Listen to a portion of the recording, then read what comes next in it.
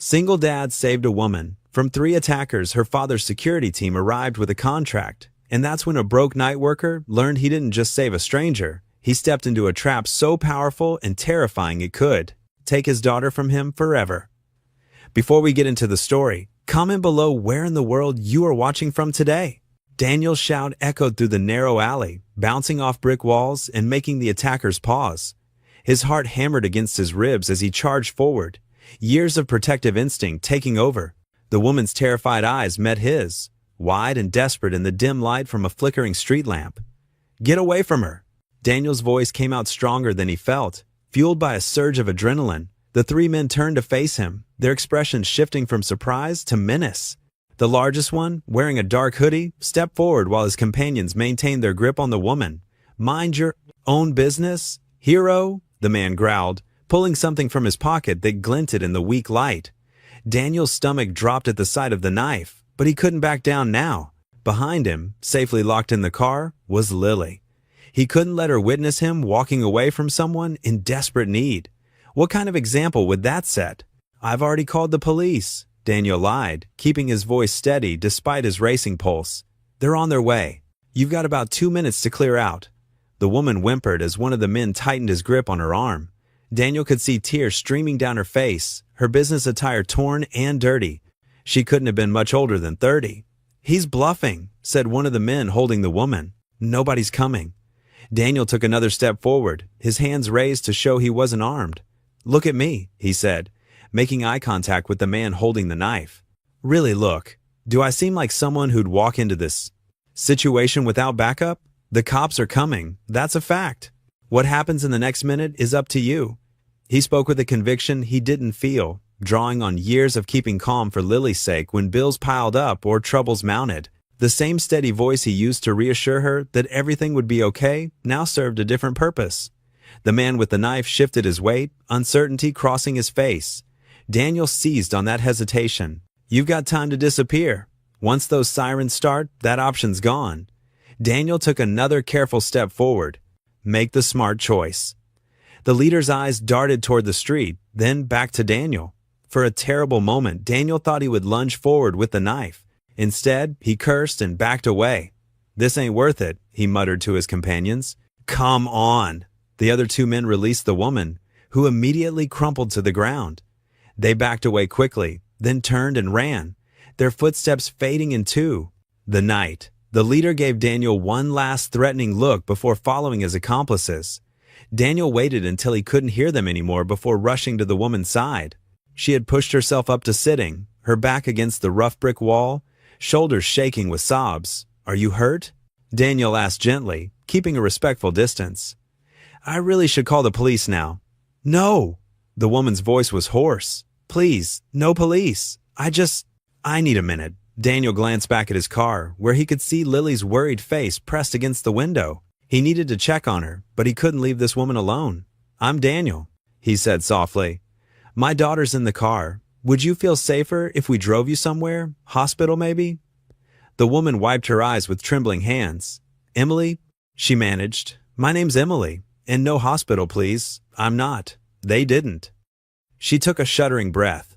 "They only got my purse and phone. I'm not hurt, just scared." "Dad," Lily's voice carried from the car, worried but strong. "Is everything okay?" "Stay in the car, sweetheart," Daniel called back, keeping his voice calm and reassuring. "We're helping someone who needs it." Emily looked toward the car, then back at Daniel, really seeing him for the first time. Her breathing was steadying, though her hands still shook. "You have your daughter with you, and you still stopped to help?" "I couldn't just drive by," Daniel said simply. He pulled out his own phone and offered it to her. "Would you like to call someone?" Emily accepted the phone with unsteady hands, but stared at it blankly. "I don't. I can't remember any numbers. They're all just stored in my phone." "Then let us drive you somewhere safe," Daniel offered. "Home, a friend's place, wherever you'd feel comfortable." Fresh tears welled in Emily's eyes. "I was heading to my car when she gestured vaguely toward the other end of the alley. "It's in the parking garage by Morton's." "We can take you there," Daniel said. He stood slowly and offered his hand to help her up. "Or anywhere else you need to go." Emily accepted his help, wincing slightly as she stood. Though she denied being hurt, Daniel noticed she favored her right leg. Her business suit was dirty and torn at one sleeve, and her carefully styled hair had come partially undone. "Thank you," she whispered, then looked toward the car again. "But your daughter. I don't want to frighten her." Daniel smiled gently. "Lily's tougher than you might think, and she'd want to help too." He gestured toward the car. "Shall we?"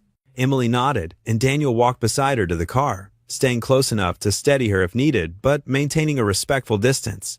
When they reached the car, he opened the back door for her. Lily turned in her seat, her face full of concern. "Are you okay?" she asked Emily immediately. "We have tissues in the glove compartment, Dad." "Thank you, sweetheart," Daniel said, reaching for the tissues and passing them back to Emily. The simple kindness brought fresh tears to Emily's eyes, but she managed a weak smile for Lily. "I'm okay," Emily said, accepting the tissues. "Your dad, he helped me when I really needed it." Lily beamed with pride. "That's what my dad does. He helps people." Daniel got back into the driver's seat, his heart rate finally beginning to return to normal. He'd acted on instinct, but now that the danger had passed, the reality of what could have happened hit him. He looked in the rearview mirror at Emily, who was dabbing at her eyes with the tissues. "The parking garage by Morton's?" he confirmed softly. Emily nodded, then hesitated. Would you mind waiting until I get my car started? Just to be sure." "Of course," Daniel said immediately. "We'll make sure you're safely on your way." As he pulled out of the alley, Daniel caught Lily's eye. She was watching him with a mixture of worry and admiration that made his throat tight. He hadn't wanted her to witness any of this, but maybe it wasn't the worst lesson for her to learn, that sometimes being brave meant being scared but helping anyway. The harsh sound of Daniel's footsteps echoed off the alley walls as he rushed forward. "Hey, stop right there!" His voice boomed through the narrow space, momentarily freezing the attackers in place. 3 men towered over a crumpled figure, their dark clothes blending with the shadows cast by the dumpsters. The largest of the 3 turned, his face partially hidden under a black baseball cap. "Walk away, man. This ain't your business." The threat in his voice was clear, but Daniel stood his ground, his protective instincts firing on all cylinders. "I'm making it my business," Daniel replied, his voice steady despite his racing heart. He quickly assessed the situation, noting how the other 2 men flanked their leader. The woman on the ground whimpered, clutching her arms around herself. The leader took a menacing step forward. "Last warning, get lost." Daniel's mind raced through his options. He couldn't leave this woman to their mercy, but he also couldn't risk getting seriously hurt. Lily needed him. His eyes darted around the alley, spotting a metal trash can lid within reach. The first attacker lunged forward with a wild swing. Daniel sidestepped, grabbing the lid and bringing it up just in time to deflect a second punch. The metallic clang echoed through the alley. He pushed back hard, sending the man stumbling into his companions. "I've already called the police," Daniel lied loudly, his voice carrying down the alley. "They're on their way." He backed up slightly, positioning himself between the attackers and the woman while maintaining his defensive stance with the lid. The second man started forward, but the leader grabbed his arm. "Forget it! Let's go!" The threat of police involvement seemed to spook them. They backed away, throwing dark glances over their shoulders before disappearing. Around the corner, Daniel waited a few seconds, making sure they were truly gone before dropping the lid and turning to the woman. She was trembling violently, her designer clothes torn and dirty. "It's okay now," he said softly, crouching down to her level but maintaining enough distance not to crowd her. "You're safe. I'm Daniel." Her eyes, wide with fear and shock, met his. She tried to speak, but only managed a choked sob. Daniel noticed a nasty bruise forming on her cheekbone. "Take your time," he assured her gently. "Can you tell me your name?" She swallowed hard, her voice barely a whisper. Emily. Emily Hale." Her hands shook as she tried to brush her tangled hair from her face. "Emily, I have my car just around the corner. Would you like me to take you to the hospital?" Daniel kept his voice calm and steady, the same tone he used when Lily had nightmares. Emily shook her head frantically. "No police," she managed to say. "Please, no police." Okay, Daniel soothed. "No police right now, but you should still get checked out. Will you let me help you up?" She nodded weakly. Daniel carefully helped her to her feet, supporting her weight as she swayed unsteadily. They made their way slowly to his car, where Lily was now awake and pressing her face against the window. As they approached, Lily unlocked the back door. Her young face was filled with concern. "Dad, is she okay?" "She will be, sweetheart," Daniel assured her as he helped Emily into the back seat. "This is Emily. She needs our help right now." Lily immediately turned in her seat to face Emily. "You can have my blanket," she offered, reaching for the soft purple throw she used during their night routes. "It always makes me feel better." A ghost of a smile flickered across Emily's face as she accepted the blanket with trembling hands. "Thank you," she whispered. Daniel got back into the driver's seat and started the engine. "There's a good hospital about 10 minutes from here." The sudden flood of bright lights cut him off. Multiple beams illuminated the alley, turning night into day. The rumble of powerful engines filled the narrow space as 3 black SUVs squealed to a stop, effectively boxing in Daniel's sedan. Emily let out a small gasp of recognition. Car doors opened with precise synchronization. Dark-suited men emerged, their movements practiced and purposeful. Each one carried a weapon, held at the ready. Daniel's hands tightened on the steering wheel as he watched the armed men take up positions around his car. Through the glare of headlights, he counted at least 6 of them, all wearing earpieces and moving with military precision. "Dad?"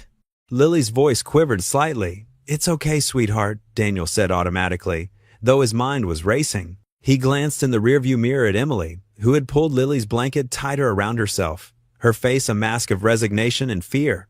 The armed men maintained their positions, weapons at the ready, surrounding the car in a practice formation that left no angle uncovered. Their silence was more threatening than any shouted commands could have been. Daniel's protective instincts kicked in immediately. He pulled Lily close with one arm while positioning himself between Emily and the approaching figures. The armed men moved with practiced precision, their black tactical gear a stark contrast to the hospital's sterile white walls. Emily's small sigh of recognition made Daniel pause. "It's okay," she whispered, her voice still shaky. "They're my father's security team." The lead officer, a broad-shouldered man with close-cropped gray hair, lowered his weapon and spoke into his radio. "Package secured.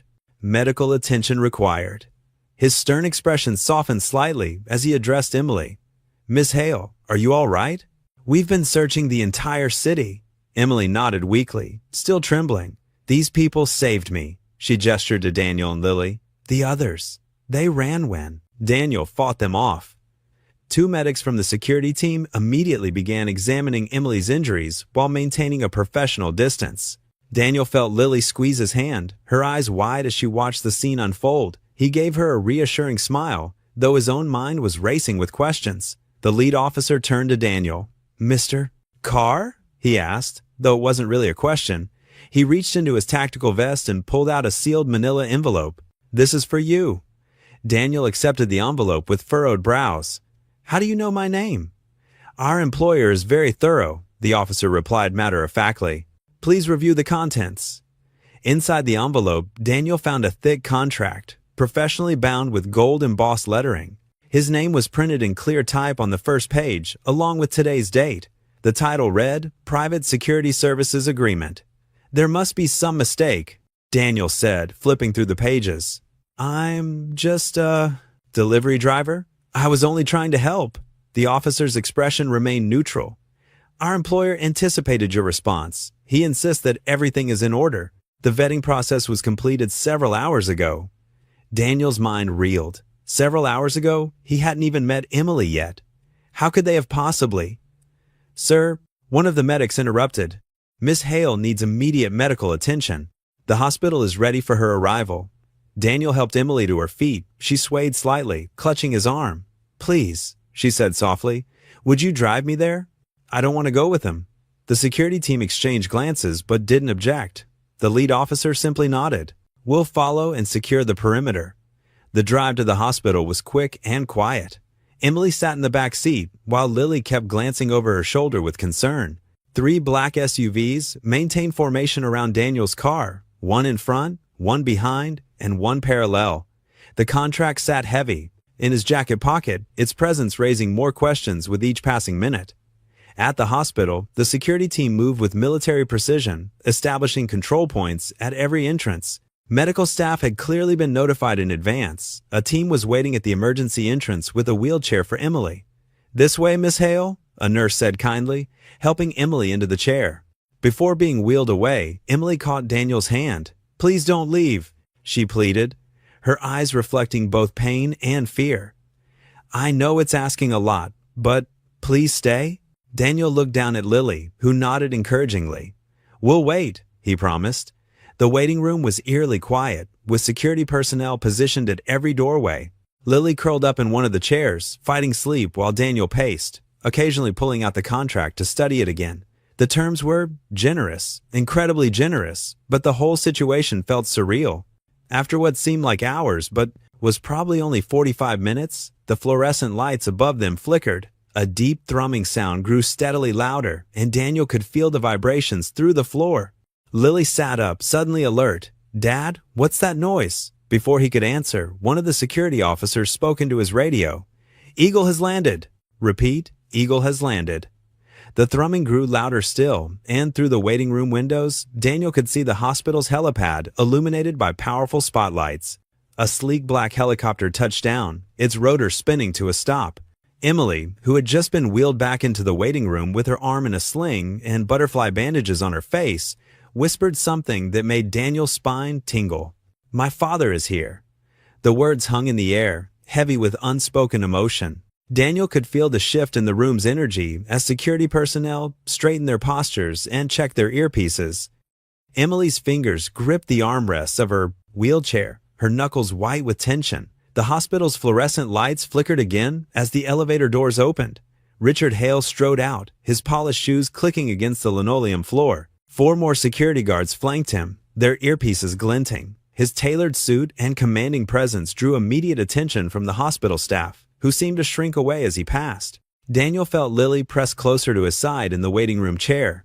He wrapped a protective arm around her shoulders, watching as Richard approached Emily's room with the determination of a storm front. Emily. Richard's voice carried through the open door, more declaration than greeting. Are you hurt? I'm fine, Father. Emily replied, her voice smaller now. Just some bruises. The doctor says I can leave soon. Richard stepped into view, his tall frame filling the doorway. His steel gray hair and sharp features gave him an imposing presence that seemed to make the room smaller. His eyes swept over Emily, cataloging her injuries, before landing on Daniel and Lily. Mr. Carr, he said with a curt nod, I understand you intervened tonight. Before Daniel could respond, Emily spoke up. He saved my life, Father. Those men would have. She stopped, glancing at Lily. Richard's expression didn't change. Yes, well, we're grateful for your assistance. He turned back to Emily. This is exactly why you need proper security.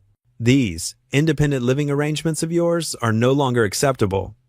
Father, please, I've already handled it. Richard gestured to one of his guards, who produced the same contract Daniel had seen earlier. Mr. Carr has proven himself capable. More importantly, you trust him. He'll be your new personal security detail.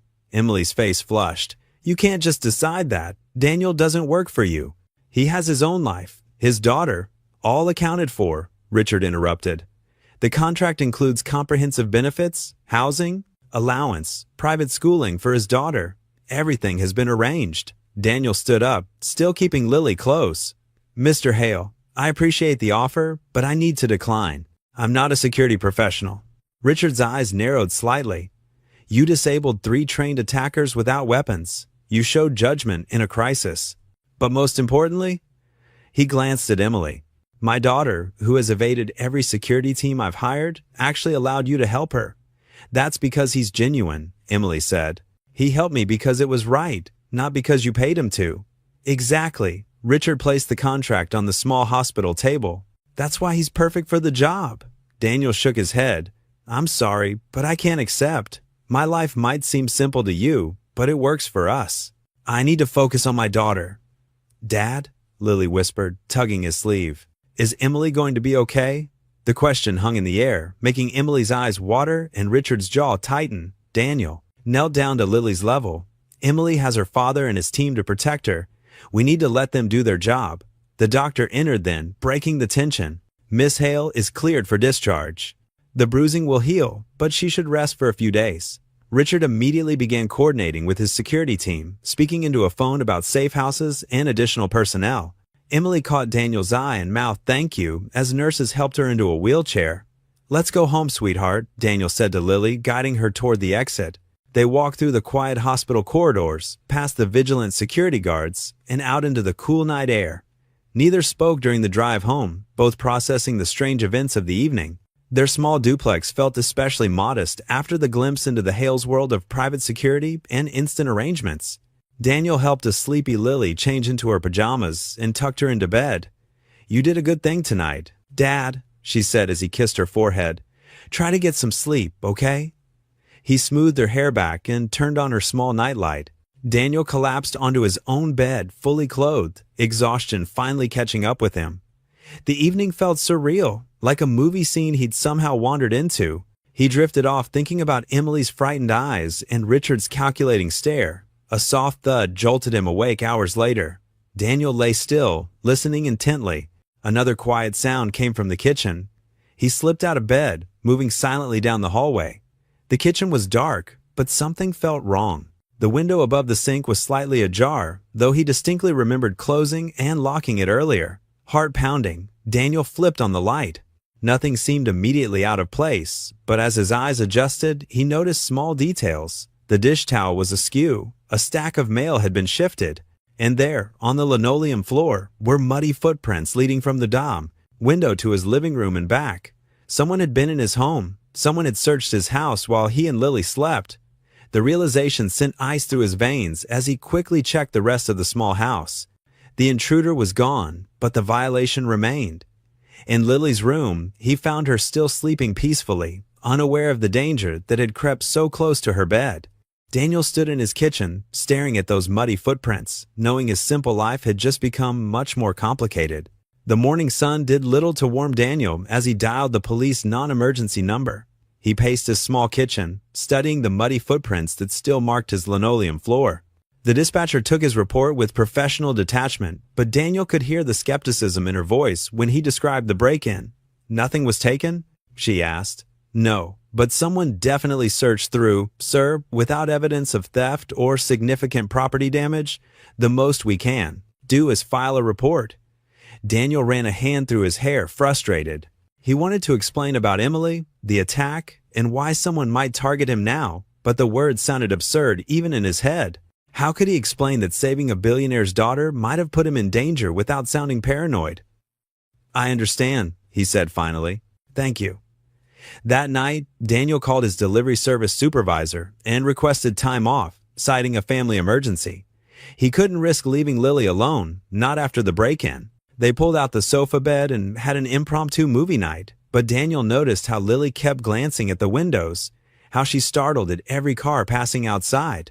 "Dad," she whispered as he tucked her in, "are the bad men going to come back?" Daniel's heart clenched. "No, sweetheart, I won't let anyone hurt you. Ever." The next morning, they left early for school. Lily clutched Daniel's hand tighter than usual as they walked down their street. The nanas fended. The neighborhood looked different now. Every shadow seemed deeper, every rustle more suspicious. A black SUV rolled slowly alongside them, its tinted windows reflecting the morning light. Daniel's pulse quickened. He pulled Lily closer, ready to run, when the rear window lowered. "Mr. Carr." A familiar face appeared, one of Richard's security team from the hospital. "We need to talk." Two men stepped out of the vehicle. They wore casual clothes instead of suits now, but Daniel recognized their alert postures, the way their eyes constantly scanned the surroundings. "This isn't a good time," Daniel said, nodding toward Lily. "Sir," the taller guard spoke quietly, "the men who attacked Miss Hale, we don't believe it was random. And given your involvement, we have concerns for your safety." Daniel looked down at Lily, who was watching the exchange with wide eyes. "Let me get my daughter to school first." The guards nodded. "We'll wait." The walk to school felt endless. Daniel hugged Lily extra tight at the gate, watching until she disappeared inside the building. Only then did he turn back to the waiting SUV. The drive to the Hale estate passed in tense silence. Daniel watched the neighborhoods grow increasingly affluent until they turned through elaborate iron gates onto a long, tree-lined driveway.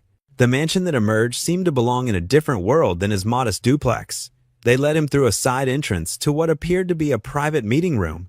Dark wood paneling and leather chairs surrounded a massive desk where Richard Hale sat reviewing documents. He looked up as Daniel entered, his expression unreadable. "Mr. Carr, please, sit." Daniel remained standing. "You have answers for me?" Richard nodded to his security team, who closed the door as they left. He opened a folder and spread several photographs across the desk. These were taken 2 weeks ago. Different city, different attackers, but the same pattern. Daniel leaned forward. The surveillance photos showed Emily being followed by different men, their faces clear enough to see they weren't the same ones from the alley. "There have been 3 attempts to get to Emily in the past year," Richard continued. "Each time, different men, but working for the same organization. We believe they're after leverage against me or my company. Emily's determination to live independently has made their job easier. Why hasn't this been reported to the police? We have evidence linking these incidents to corporate espionage and international players. Local law enforcement would only complicate matters."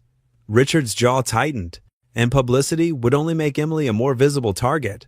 Daniel studied the photos, his protective instincts warring with his desire to keep Lily safe and uninvolved. "Why are you telling me this?" "Because your intervention the other night proved something." Richard stood, walking to a window that overlooked manicured gardens. "My security team is highly trained, well-equipped, and completely ineffective at protecting my daughter. Do you know why?" Daniel waited. "Because Emily actively evades them. She sees them as extensions of my control, not protection." Richard turned back to face Daniel. "But you she trusts. When I arrived at the hospital, do you know what she said to me? She said if I insisted on having someone guard her, she would only accept you." The weight of the situation settled over Daniel. Emily's life was genuinely in danger, and she had specifically asked for him. But taking the job would mean entering a world of wealth, power, and danger. Everything he had always tried to protect Lily from. Richard must have read his hesitation. "I understand your reluctance, Mr. Carr. You have your daughter to consider, but I'm offering you the means to protect both our daughters. The salary would allow you to move to a safer neighborhood, provide better opportunities for Lily, and ensure her security while you—" Daniel looked down at the photos again, seeing Emily's vulnerable face in each one. He thought of her trembling in his arms in the alley, of her quiet strength in the hospital, of how Lily had immediately wanted to comfort her. "I need to think about it," he said finally. "Of course." Richard gathered the photos. "But please don't take too long. Emily's safety depends on your decision." Daniel sat in the plush leather chair, his calloused hands clasped tightly in his lap. The meeting room in the Hale estate felt worlds away from his modest duplex. Tall windows stretched from floor to ceiling, framed by heavy burgundy drapes that probably cost more than his annual rent. The polished mahogany table between him and Richard Hale gleamed under recessed lighting. "I understand your hesitation," Richard said, his voice carrying the practiced patience of someone used to getting his way. "But consider what's at stake here." Daniel shifted uncomfortably. The security contract lay before him, its pages thick with legal terminology he barely understood. The salary figure made his head spin, more money than he'd ever dreamed of making. But money wasn't the issue. "Mr. Hale, I appreciate the offer, but my daughter." The door opened quietly, and Emily stepped in.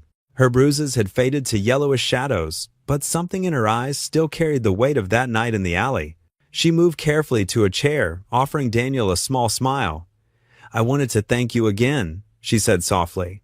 "Not just for saving me, but for being kind, for making me feel safe when I was terrified." Daniel nodded, his throat tight. Anyone would have helped. No, Emily shook her head. They wouldn't have, and they didn't. She glanced at her father before continuing. "I know this situation is crazy. I never wanted to drag anyone else into my mess." Her fingers traced invisible patterns on the table's surface. "I tried so hard to live a normal life, away from all this. I got an apartment, took the bus, made regular friends. But the threats followed." Richard's jaw tightened, which is exactly why— "Dad, please." Emily's voice carried a lifetime of friction. "Let me explain." She turned back to Daniel. "My father and we see the world differently. He believes absolute control equals absolute safety. I believe there has to be room to breathe, to live." Her eyes grew distant. "But maybe we're both wrong. The people targeting me, they're organized, patient. They've gotten close before." Daniel thought of the muddy footprints in his kitchen, of Lily's frightened eyes. "Why you?" "Money, primarily," Richard answered. "Emily's security team has intercepted 3 kidnapping attempts in the past 2 years. each one more sophisticated than the last. Emily wrapped her arms around herself. I thought if I lived simply, quietly, they'd lose interest. Instead, I just made myself an easier target. She met Daniel's gaze. I'm sorry they came to your home. That was never supposed to happen. Richard stood, straightening his jacket with practiced precision. Which brings us to our current situation. He placed both hands on the table, leaning forward. Mr. Carr, I'm offering you a clear choice. Sign the contract, move to the estate with your daughter, and help protect Emily. Or walk away and hope those footprints in your kitchen were a one-time occurrence. Dad, Emily protested. No, Emily. He needs to understand the reality. Richard's eyes locked onto Daniel's. These people don't leave loose ends. Daniel's mouth went dry. He thought of Lily sleeping in their apartment, vulnerable. I need time to think, to talk to my daughter. Richard nodded once. You have until tomorrow morning. The estate's security team will watch your home tonight, but after that, he let the implications hang in the air. That evening, Daniel stirred a pot of mac and cheese, Lily's favorite comfort food. She sat at their small kitchen table, swinging her legs and watching him with those perceptive eyes that sometimes made him forget she was only 10. Baby, we need to talk about something important, he said, setting a bowl in front of her. Is it about the rich girl you helped and the bad men? Daniel sat down beside her. Yes. Her name is Emily, and she's in trouble. Some people want to hurt her. Lily's fork paused halfway to her mouth. Like the men in the alley? Yes, like them. Daniel took a deep breath. Emily's father offered me a job to help keep her safe, but we'd have to move to their house. Leave our home? Lily's voice quavered. I think, Daniel chose his words carefully, I think it might not be safe here anymore. The people who want to hurt Emily, they know where we live now. Lily set down her fork, her small face serious. Because you helped her? Yes, but helping people is good. You always say that.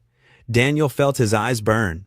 It is good, baby, but sometimes doing good things can be complicated. Lily was quiet for a long moment, pushing her macaroni around the bowl. Would I still go to my school? No, you'd need to change schools, but it would be a really good school. Would we have our own room? We'd have our own rooms, plural, and a bathroom just for us. Lily's eyes widened slightly at that luxury. Then she asked the question that mattered most. Would you be safe? Daniel's heart squeezed. Leave it to his daughter to worry about him first. I think we'd both be safer there, with all the security they have. Then I think we should go. Lily nodded decisively. You always protect me, Dad? Maybe now you can protect Emily too. Daniel pulled her into a tight hug, breathing in the scent of her strawberry shampoo. When did you get so wise, huh? Later that night, after Lily was asleep, Daniel sat at the kitchen table with the contract. The muddy footprints had been cleaned away, but he could still see them in his mind. He read through each page carefully, understanding that each signature was another step away from their simple life. The estate would provide housing, security, education for Lily, health insurance, things he'd struggled to provide on his own. But more importantly, it offered safety, protection from whoever had searched his home, from whoever might return. Daniel picked up his pen. In the quiet of his kitchen, with his daughter sleeping down the hall, he began to sign. Daniel and Lily stood in their small duplex's living room at dawn, surrounded by cardboard boxes and memories. The morning light filtered through threadbare curtains, casting long shadows across their few possessions. Lily clutched her favorite stuffed rabbit, watching as Daniel sealed the last box with packing tape. Ready, sweetheart? Daniel asked, forcing cheerfulness into his voice. Lily nodded, her eyes wide with a mix of excitement and uncertainty. Will we have our own rooms there? That's what they promised. Daniel ruffled her hair gently. Right on schedule? 2 black SUVs pulled up outside. The security team worked efficiently, loading their belongings with military precision. Daniel locked the duplex door one last time, holding Lily's hand as they walked to the waiting vehicle. The drive to the Hale estate took 20 minutes. Lily pressed her face against the window as they passed through the imposing iron gates, following a winding driveway past manicured gardens and fountains. Their new home, a modest guest house tucked behind a grove of maple trees, looked cozy despite its pristine condition. This way, Mr. Carr? One of the security team members gestured. They helped carry boxes inside, where Daniel discovered their few belongings looked almost lost in the fully furnished space. The kitchen gleamed with new appliances, and both bedrooms had fresh linens on comfortable beds. A stern-faced woman in a crisp uniform appeared at their door. "I'm Mrs. Henderson, the head housekeeper. Welcome to the estate." She handed Daniel a thick folder. "These are the standard procedures, emergency protocols, and estate maps. Your security orientation begins in 1 hour." Before Daniel could respond, Emily appeared behind Mrs. Henderson. She wore casual clothes, jeans, and a soft sweater that somehow made her look younger than before. "I hope you're settling in okay," Emily said, smiling warmly at Lily. "I brought something for your room." She held out a wrapped package. Lily looked at Daniel for permission before accepting it. Inside was a set of professional art supplies, colored pencils, sketching pads, and watercolors. "Dad said you like to draw," Emily explained. "I do too. Maybe we could draw together sometime?" Lily's face lit up. "Really? I'd love that." Daniel watched their interaction, noting how Emily's shoulders relaxed as she chatted with Lily. The tension she usually carried seemed to ease slightly. A sharp knock interrupted them. The security chief stood in the doorway, his expression unreadable. "Time for orientation, car." The next few hours passed in a blur of information. Daniel received an earpiece, an encrypted phone, and detailed briefings on Emily's schedule, known threats, and emergency procedures. The security chief's attitude remained cool and professional, though Daniel sensed an underlying resentment. "Miss Hale has a habit of creative exits," the chief explained, pointing to various spots on the estate map. "Your job is prevention, not pursuit. Clear?" Daniel nodded, memorizing the layout. "What about the recent threats? Any leads?" The chief's jaw tightened. "That's being handled by a separate team. Focus on your assignment." As evening approached, Daniel took advantage of the fading light to walk the estate's perimeter. The grounds were extensive, with several potential weak points despite the sophisticated security system. He noted camera positions, guard rotations, and access points, his protective instincts already mapping escape routes and safe zones. The sun was setting when he returned to the guest house. Warm laughter drew him around to the back porch, where he found Lily and Emily sitting cross-legged on cushions, sketching pads balanced on their knees. Emily was showing Lily how to shade properly, their heads bent together over the paper. "Look, Dad." Lily held up her drawing, a surprisingly good portrait of their new home. "Emily taught me about perspective." Emily blushed slightly. "She's a natural. I never had anyone to draw with before." Daniel leaned against the porch railing, watching them. The scene felt surreal. His daughter and this wealthy young woman bonding over art supplies on a multi-million-dollar estate. Yet there was something genuine in Emily's smile, something healing in the simple act of creating art with a child who didn't care about her last name. "It's getting dark," Daniel said gently. "Time to head in, Lily." Emily gathered her supplies, hesitating. "Thank you, Daniel, for agreeing to this. I know it's not ideal, but—" She glanced at Lily, who was carefully putting away her new art supplies. "It's nice not feeling alone." Daniel nodded, understanding more than he could express. As Emily walked back to the main house, he activated his earpiece and followed at a discreet distance. His first official shift as her protector was beginning, but something told him this job would involve guarding more than just her physical safety. The night settled over the estate, security lights casting soft glows across the manicured lawns. Daniel watched Emily enter her wing of the mansion, checking windows and sightlines. He settled into his new role, a father and protector in a world he never expected to enter, but one where perhaps both he and Lily might find an unexpected home. Daniel's first full day as Emily's personal security began at sunrise. He stood in the grand dining room, positioned discreetly behind Emily's chair as she picked at her breakfast. The morning light streamed through, floor-to-ceiling windows, illuminating the tension between father and daughter. Richard Hale sat at the head of the massive oak table, scanning reports on his tablet while occasionally glancing at Emily. "The board meeting is next week. I expect you'll attend?" Emily's fork clinked against her plate. "I have my art therapy sessions with the veterans that day." "Emily?" Richard's tone carried a warning. "The company needs to see you taking an interest in your future responsibilities. The veterans need me more than the board does, Father." Emily's voice was quiet but firm. Daniel observed their interaction, noting how Emily's shoulders tensed with each exchange. The dining room's grandeur, with its crystal chandelier and antique paintings, seemed to amplify the emotional distance between them. After breakfast, Daniel drove Emily to her private therapy session in a wing of the estate specifically renovated for medical purposes. He waited outside the door, monitoring the hallway, while reflecting on the morning's dynamics. When Emily emerged an hour later, her eyes were red, but her stance was steadier. She managed a small smile at Daniel.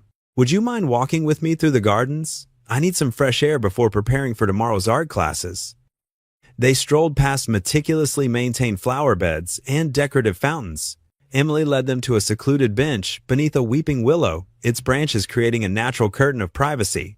"I'm sorry about breakfast," Emily said, watching leaves dance in the breeze. "It's always like that with him." Daniel kept his voice gentle. "Family relationships can be complicated." "Was it different with your wife?" Emily asked, then quickly added, "I'm sorry if that's too personal." Daniel's throat tightened slightly. "Sarah and I, we had our moments. But there was always love, even in disagreement." He paused, collecting his thoughts. "She got sick when Lily was 5. I worked 3 jobs, trying to cover the son, medical bills, but it wasn't enough. She made me promise to take care of Lily, to make sure she grew up knowing she was loved." Emily listened intently, her own troubles momentarily forgotten. "You've done an amazing job with her. Lily is such a bright, caring child." "Some days are harder than others," Daniel admitted, balancing work and being there for her. "It's like walking a tightrope sometimes." They continued walking, passing the estate's greenhouse, where staff prepared for spring planting. Emily shared stories about her own childhood, lonely holidays in massive houses, gifts without warmth, protection that felt like imprisonment. "After my mother died, Father became obsessed with keeping me safe," she explained. "Every friend was a potential threat, every outing a risk assessment. I started sneaking out just to feel normal." Daniel thought about the security briefing he'd received. "That's what triggered his recent concerns?" Emily nodded. "I rented a small apartment downtown, tried to build a life teaching art to veterans. Father couldn't handle losing control." She wrapped her arms around herself. "Maybe he was right to worry after what happened in the alley." "Being careful doesn't mean you have to stop living," Daniel said firmly. They spent the afternoon in Emily's studio, where she prepared materials for her upcoming classes. Daniel watched her transform as she worked, anxiety melting away as she organized supplies and reviewed lesson plans. Her passion for helping others through art was evident in every careful preparation. As evening approached, Daniel attended his first formal security briefing in the estate's control center. Multiple screens displayed camera feeds from around the property, while analysts monitored communications and threat assessments. The security chief's presentation was thorough, but carried an undertone of resentment. "Miss Hale's independent activities created multiple blind spots in our protection protocols. She disabled tracking devices, avoided scheduled check-ins, and maintained unauthorized relationships with individuals outside our vetted circles." Daniel studied the incident reports, seeing them through new eyes after his conversations with Emily. What security saw as defiance, he recognized as desperate attempts at autonomy. "Our primary concern remains the organized nature of recent threats," the chief continued. "Miss Hale's public art therapy work has made her movements predictable to hostile parties." The briefing concluded with updated patrol schedules and communication protocols. Daniel's head spun with codes and contingencies, but his resolve remained clear. Emily needed protection that wouldn't suffocate her spirit. Walking Emily back to her room that night, Daniel noticed how the mansion's grandeur seemed to weigh on her. Their footsteps echoed through marble hallways lined with priceless art, every surface gleaming with wealth and isolation. "Thank you," Emily said softly, as they reached her door. "For listening today. For understanding." Daniel nodded, maintaining professional distance while letting warmth show in his voice. "Get some rest, Miss Hale. Tomorrow's another day." He waited until he heard the locks engage, then completed his security checks before heading back to the guest house. The evening air carried the scent of jasmine from the gardens, and lights glowed warmly from the windows where Lily waited. Exhaustion settled into his bones as he climbed the steps to their temporary home. Today had revealed the true complexity of his role, not just guarding Emily's physical safety, but somehow helping her navigate the invisible walls that imprisoned her heart. The next morning, Daniel woke before dawn, the unfamiliar shadows of the guest house slowly taking shape as his eyes adjusted. He moved quietly through the kitchen, not wanting to wake Lily just yet. The coffee maker hummed to life as he prepared her favorite breakfast, French toast, with cinnamon. "Dad?" Lily's sleepy voice called from her bedroom. "In the kitchen, sweetheart. Time to get ready for school." She emerged in her pajamas, hair tousled from sleep. Daniel smiled, remembering how they used to rush through mornings in their old place. Here, at least, they had space and time to breathe. After breakfast, Daniel walked Lily to the waiting car where Thompson, one of the estate drivers, greeted them with a friendly nod. "Ready for another day, Miss Lily?" "Yes, Mr. Thompson." Lily gave her father a quick hug before climbing in. Daniel watched until the car disappeared through the estate gates. As he turned back toward the main house, he saw Emily standing on the front steps, wearing a casual sweater and jeans instead of her usual formal attire. "Good morning, Daniel," she said, offering a tentative smile. "I hope you don't mind, but I have a favor to ask. I volunteer at the Oak Ridge Senior Community Center on Thursdays. Would you be willing to accompany me there today?" Daniel nodded. "Of course. That's what I'm here for." The drive to the center took 20 minutes. Emily sat quietly in the back seat, sorting through an art supplies bag. When they arrived, Daniel was surprised by the warmth of the welcome Emily received. "Emily, dear," an elderly woman in a wheelchair beamed. "We missed you last week." "Hi, Mrs. Patterson." Emily knelt down to hug her. "I brought some new watercolors today." Daniel watched as Emily set up an art therapy session in a sunny room filled with veterans. Her entire demeanor changed here, more confident, more at peace. She moved from table to table, offering gentle encouragement and genuine interest in each person's work. "She's something special, isn't she?" A veteran with silver hair commented to Daniel. "Makes us old-timers feel like Picasso." Daniel smiled, but his attention was drawn to movement outside the window. A figure seemed to be watching from near the parking lot, but when he looked more carefully, they were gone. He made a mental note while maintaining his calm exterior. Emily spent 2 hours with the seniors, her face glowing with purpose. As they prepared to leave, several veterans hugged her goodbye. Daniel noticed how naturally she connected with them, how her usual anxiety seemed to disappear in their presence. During the drive back, Emily spoke more openly than she had before. "Thank you for coming today. I know it might seem silly. Art therapy with seniors." "It's not silly at all," Daniel assured her. "I saw how much they appreciate you." Back at the estate, Daniel immediately sought out the security office. The chief, a stern-faced man named Marshall, listened to his report about the figure at the center. "We had no unauthorized personnel logged in that area," Marshall said dismissively. "Probably just a visitor to the center." Daniel felt uneasy about Marshall's casual response, but kept his concerns to himself.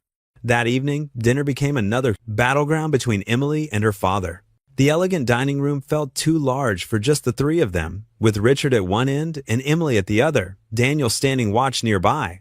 "I won't cancel my classes," Emily said firmly, her fork untouched beside her plate. "The veterans depend on me." Richard set down his wine glass harder than necessary. "This isn't about the veterans, Emily. It's about your safety." "After what happened last week?" "What happened last week is exactly why I need to keep living my life. I won't be a prisoner in my own home." Daniel saw Richard's jaw tighten. Before the argument could escalate, he stepped forward. "Sir, if I may suggest, we could implement additional security measures for Emily's volunteer work. Pre-screening locations, advanced teams, varying travel routes. There are ways to maintain safety without restricting activity entirely." Both Hales turned to look at him, Emily with gratitude, Richard with surprise and mild irritation. "We'll discuss this later," Richard said finally, returning to his meal. After dinner, Daniel conducted his usual perimeter check of the estate grounds. The evening air was cool, and his flashlight beam cut through gathering shadows. Near the side gate, something caught his attention: fresh footprints in the soft earth. Different from the standard security boot treads he'd grown familiar with. Daniel crouched to examine them more closely. They led toward the gate, but not away from it, as if someone had approached and then disappeared. He took photos with his phone and immediately contacted the security office. "Marshall, this is Carr. I found suspicious footprints near the east side gate. Request increased surveillance and a full review of today's security footage." The radio crackled with Marshall's response, still carrying that dismissive tone. "Understood. I'll look into it." Daniel stood in the growing darkness, studying the prints one last time. His instincts, honed by years of Blyla's protecting Lily, told him something wasn't right. Whether it was the mysterious figure at the community center or these fresh footprints, patterns were emerging that he couldn't ignore. He completed his round and made detailed notes in the security log, ensuring there would be a record of his concerns regardless of Marshall's response. As he walked back to the guest house, he saw Emily's light still on in the main house, a solitary window glowing in the darkness. He understood her desire for freedom, but he also understood the very real dangers that had brought him here in the first place. After watching Lily's car disappear down the winding driveway, Daniel turned to find Emily waiting on the main house steps. She wore a simple blue sweater and jeans, her blonde hair pulled back in a casual ponytail. "Good morning," she said, offering a gentle smile. "I was hoping you'd join me at the senior center today. I teach art therapy there twice a week." Daniel nodded, checking his mark, communication device. "Of course. Let me coordinate with the security team." At the senior center, Daniel watched Emily work with remarkable patience. She moved from table to table, helping elderly veterans mix watercolors and sketch landscapes. Her genuine warmth drew out even the most reserved participants. "She's an angel, that one," whispered Mr. Martinez, a Vietnam veteran working on a mountain scene. "Comes here regular as clockwork, never treats us like we're broken." Daniel stood near the wall, scanning the room out of habit. A flash of movement caught his eye. Something outside the window. He stepped closer but saw only empty parking spaces. Back at the estate, Daniel immediately requested security footage review. The chief's office was stark and impersonal, with multiple monitors displaying various camera feeds. "Nothing unusual in the footage," the chief said dismissively, barely glancing at the screens. "Probably just a bird." Daniel frowned. "Could we check the angles?" "Again? I'm certain I saw movement." "Listen, Carr." The chief leaned back, his chair creaking. "You're new here. Don't try to teach us our jobs." Something in the man's tone set off warning bells in Daniel's mind. He left the office more unsettled than when he'd entered. Later that afternoon, Emily found Daniel in the garden. She sat beside him on a stone bench, her shoulders tense. "You seem troubled," Daniel observed quietly. Emily wrapped her arms around herself. "I saw you talking to the security chief. He's not what he seems." "What do you mean?" "My father's business." She hesitated. "It's not all clean deals and handshakes. Some people were hurt along the way, pushed out of their companies, lost everything."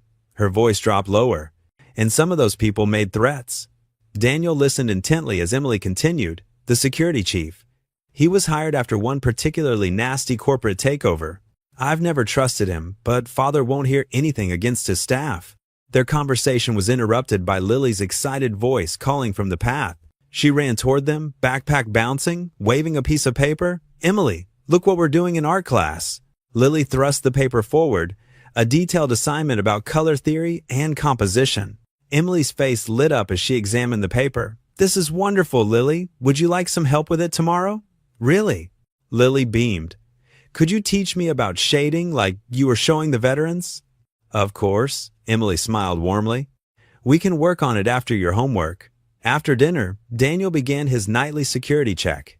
He pulled up the estate blueprints on his tablet, studying the layout methodically. In the northwest corner, something caught his attention, a maintenance tunnel, apparently unused, running beneath that section of the grounds. He cross-referenced it with the camera placement map. The tunnel had no surveillance coverage. Daniel immediately reported his finding to the Combest security office. The chief barely looked up from his phone. "That tunnel's been sealed for years," he said flatly. "No need to waste resources there."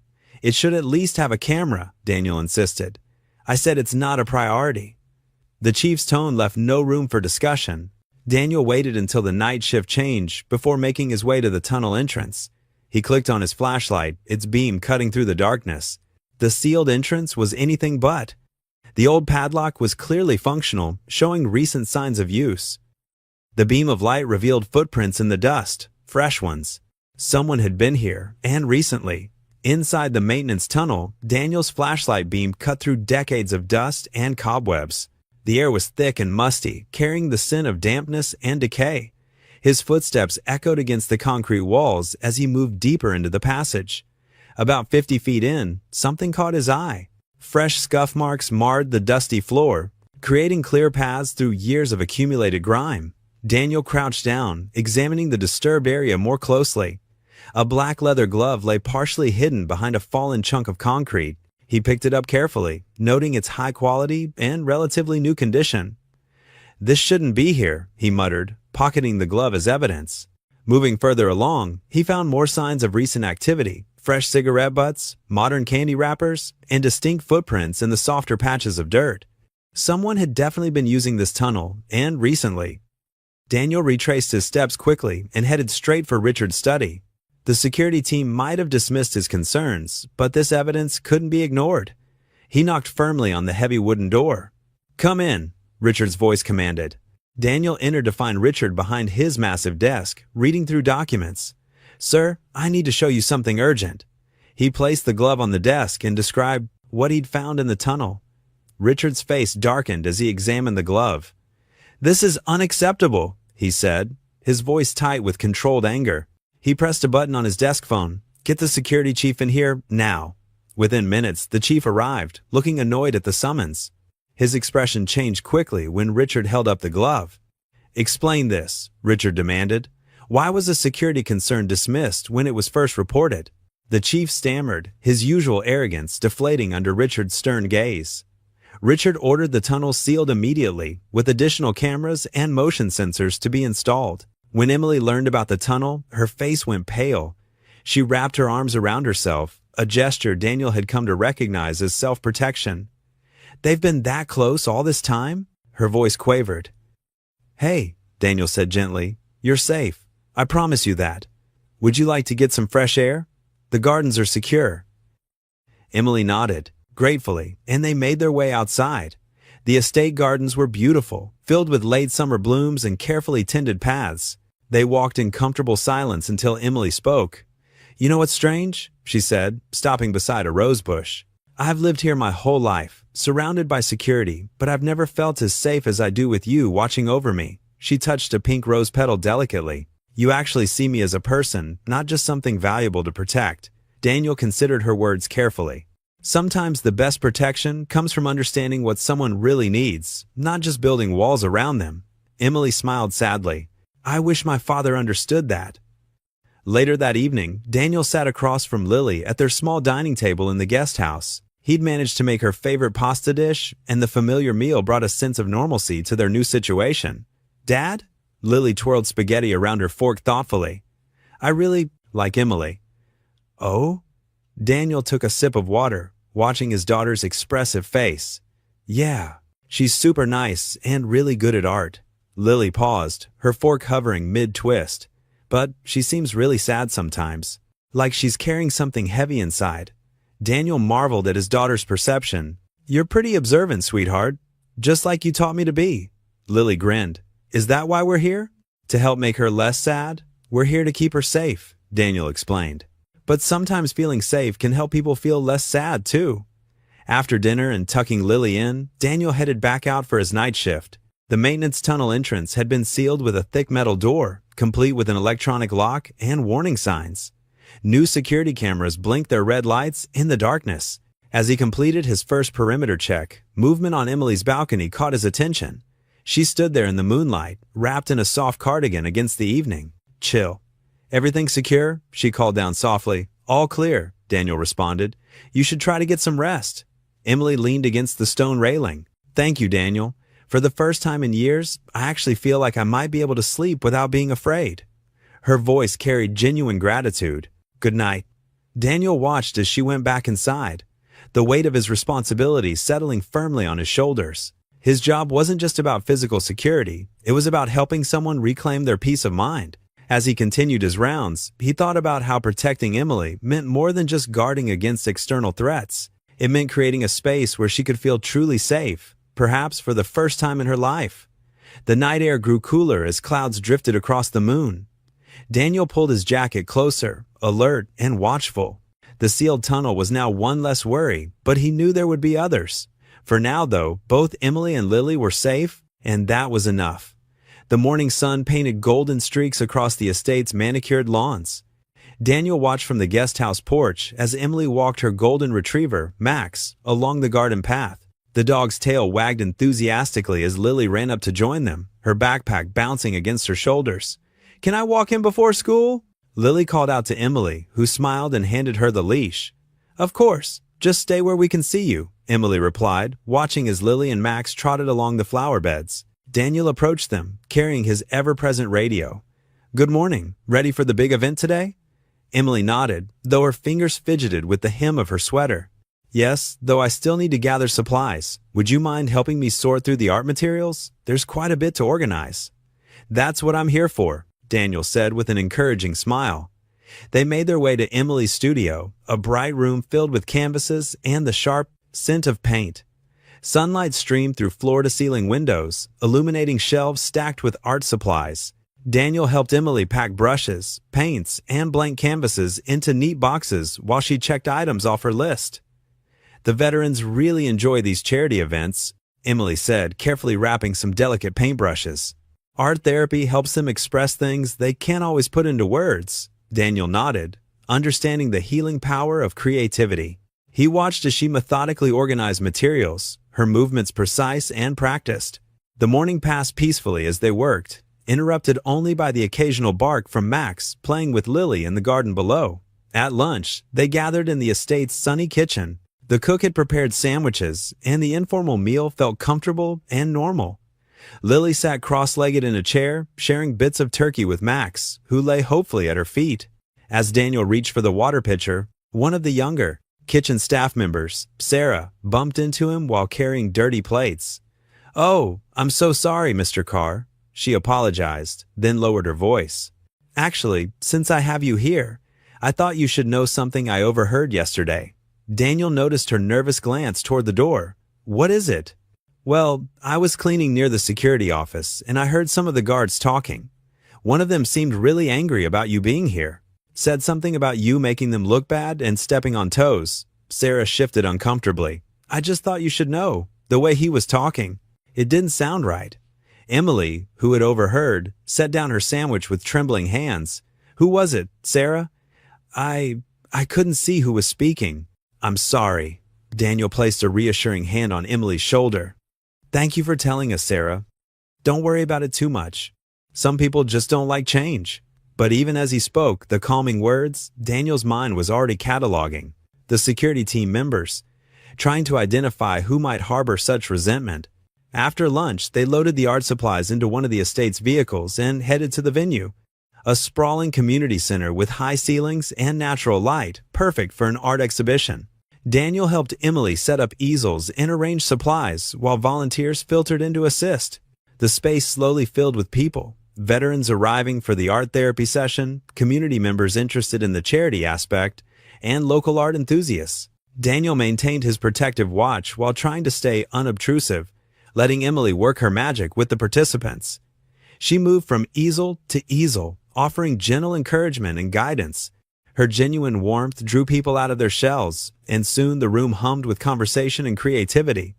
Daniel couldn't help but admire how she transformed nervous participants into engaged artists. Then he saw him, a man in a dark jacket standing near the refreshment table, watching Emily with too much intensity. He wasn't participating, wasn't talking to anyone, just observing. When Emily moved to help an elderly veteran with his brushwork, the man shifted position to keep her in view. Daniel began moving through the crowd, maintaining casual appearances while closing the distance.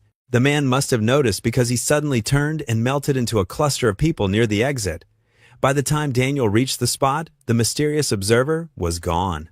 After a thorough check of the surrounding areas yielded nothing, Daniel radioed in the incident to the estate security team. He provided what details he could, approximate height, build, clothing, but knew it wasn't much to go on. As the event wound down and the last participants left with their artwork, Emily approached Daniel. Paint smudges decorated her sleeves, and her face glowed with the satisfaction of a successful session. "Thank you for today," she said softly. "I saw you watching out for everyone. It means so much to know you're always paying attention, always protecting us." Daniel nodded, though his mind wrestled with disturbing possibilities. The way that man had watched Emily spoke of familiarity, of planning. It reminded him too much of how surveillance preceded planned attacks. The original assault in the alley? Had it truly been random? Or had someone orchestrated it, knowing Emily's habits, her routes, her vulnerabilities? "Just doing my job," he replied, helping her pack up the remaining supplies. But the question nagged at him. Who would want to hurt Emily badly enough to plan such an elaborate trap? The charity event took place in a restored Victorian mansion, its grand halls filled with easels and art supplies. Elderly veterans and seniors from the community center gathered around tables, their faces lighting up as Emily entered. Daniel maintained his watchful position near the door, touched by the scene unfolding before him. Emily moved from table to table, her gentle voice carrying across the room as she helped participants with their brushes and colors. An older veteran with trembling hands struggled with his paintbrush until Emily knelt beside him, her hand steadying his grip. "Just like that, Mr. Harrison," she encouraged. "The stroke doesn't need to be perfect. Let's make it your own." The man's face creased into a smile as a recognizable shape emerged on his canvas. Daniel felt a familiar ache in his chest.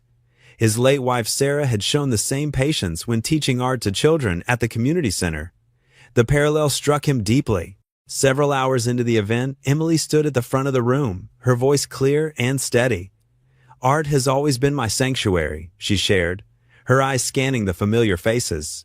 "But true healing comes from connection, from people who bring light into our lives." She paused, looking toward Daniel and Lily, who had joined them after school.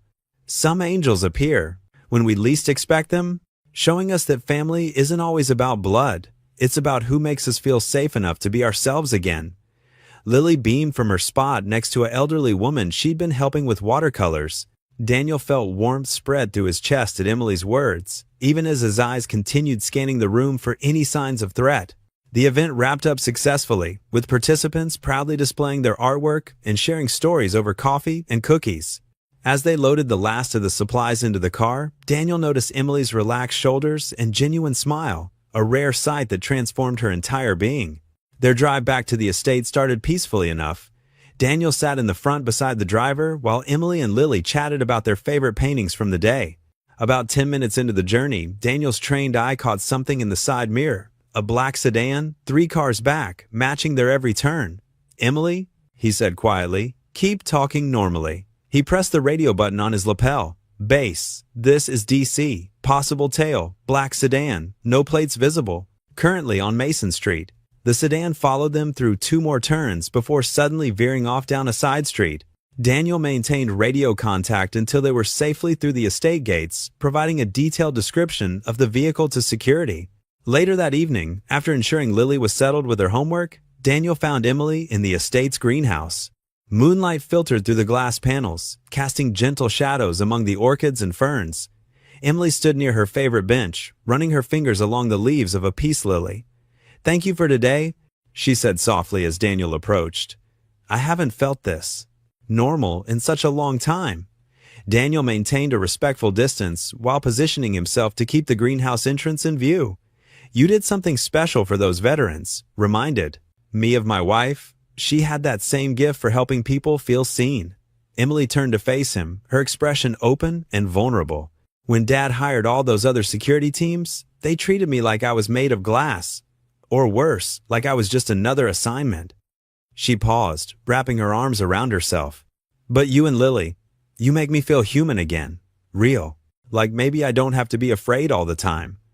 The moonlight caught the unshed tears in her eyes, and Daniel felt his protective instincts surge alongside something deeper, something that made his heart beat a little faster. He recognized the feeling and carefully tucked it away. Now wasn't the time. "Everyone deserves to feel safe in their own life," he said gently. "You've helped create that for Lily too, you know. She hasn't smiled this much since her mom passed." Emily wiped her eyes and managed a small laugh. "She's an amazing kid. You've done a wonderful job with her." They stood in comfortable silence. For a moment, the greenhouse humid and alive around them. Daniel noticed how Emily's shoulders had relaxed, how she seemed more grounded than when he'd first met her in that dark alley. "We should head inside," he said finally, checking his watch. "It's getting late," Emily nodded, gathering herself. "Of course. Good night, Daniel, and thank you for everything." Daniel watched her walk safely to the main house before heading back to the guest cottage. The night air was cool and fresh, carrying the scent of blooming jasmine. As he walked, he realized the weight in his chest felt lighter than it had in years. The constant grief that had been his companion since Sarah's death had shifted, making room for something that felt surprisingly like hope. Inside the cottage, he found Lily had fallen asleep on the couch, her math homework spread across the coffee table. As he carried her to bed, she stirred slightly. "Dad?" she mumbled. "Did Emily like my painting?" "She loved it, sweetheart," he whispered, tucking her in. Get some sleep. Standing in the quiet living room, Daniel allowed himself to acknowledge the warmth that had been growing in his heart. For the first time since losing Sarah, tomorrow felt like more than just another day to get through. It felt like a promise. The morning sun cast long shadows across the estate's manicured lawns as Daniel walked Emily to her usual breakfast with Richard. The dining room's heavy wooden door stood open, revealing Richard already seated at the head of the massive table, his face buried in documents. "Good morning, Father," Emily said, her voice carrying a hint of warmth that had been growing lately. Richard barely looked up. "Emily, Daniel, please sit." His tone was clipped, businesslike. "We need to discuss some changes to the security protocols." Emily settled into her chair while Daniel took his usual position near the door. A maid quietly served coffee and pastries. "What changes?" Emily asked, stirring honey into her tea. Richard set down his papers and folded his hands. "You'll be remaining on estate grounds indefinitely. No more outside appointments or events."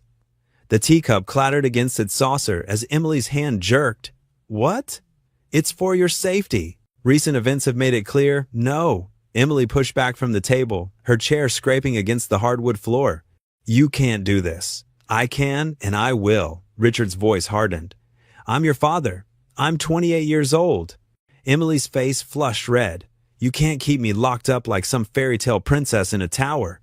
Daniel stepped forward, sensing the situation spiraling. "Mr. Hale, perhaps we could discuss alternative security measures that—" "This isn't up for discussion," Richard cut in. "The decision is made." Emily spun toward Daniel, her eyes pleading. "Daniel, please. Tell him this is ridiculous." "Emily," Daniel said carefully, "your father's concerns about safety are valid, but complete isolation might." "Valid?" Emily's voice cracked. "He's trying to control my entire life.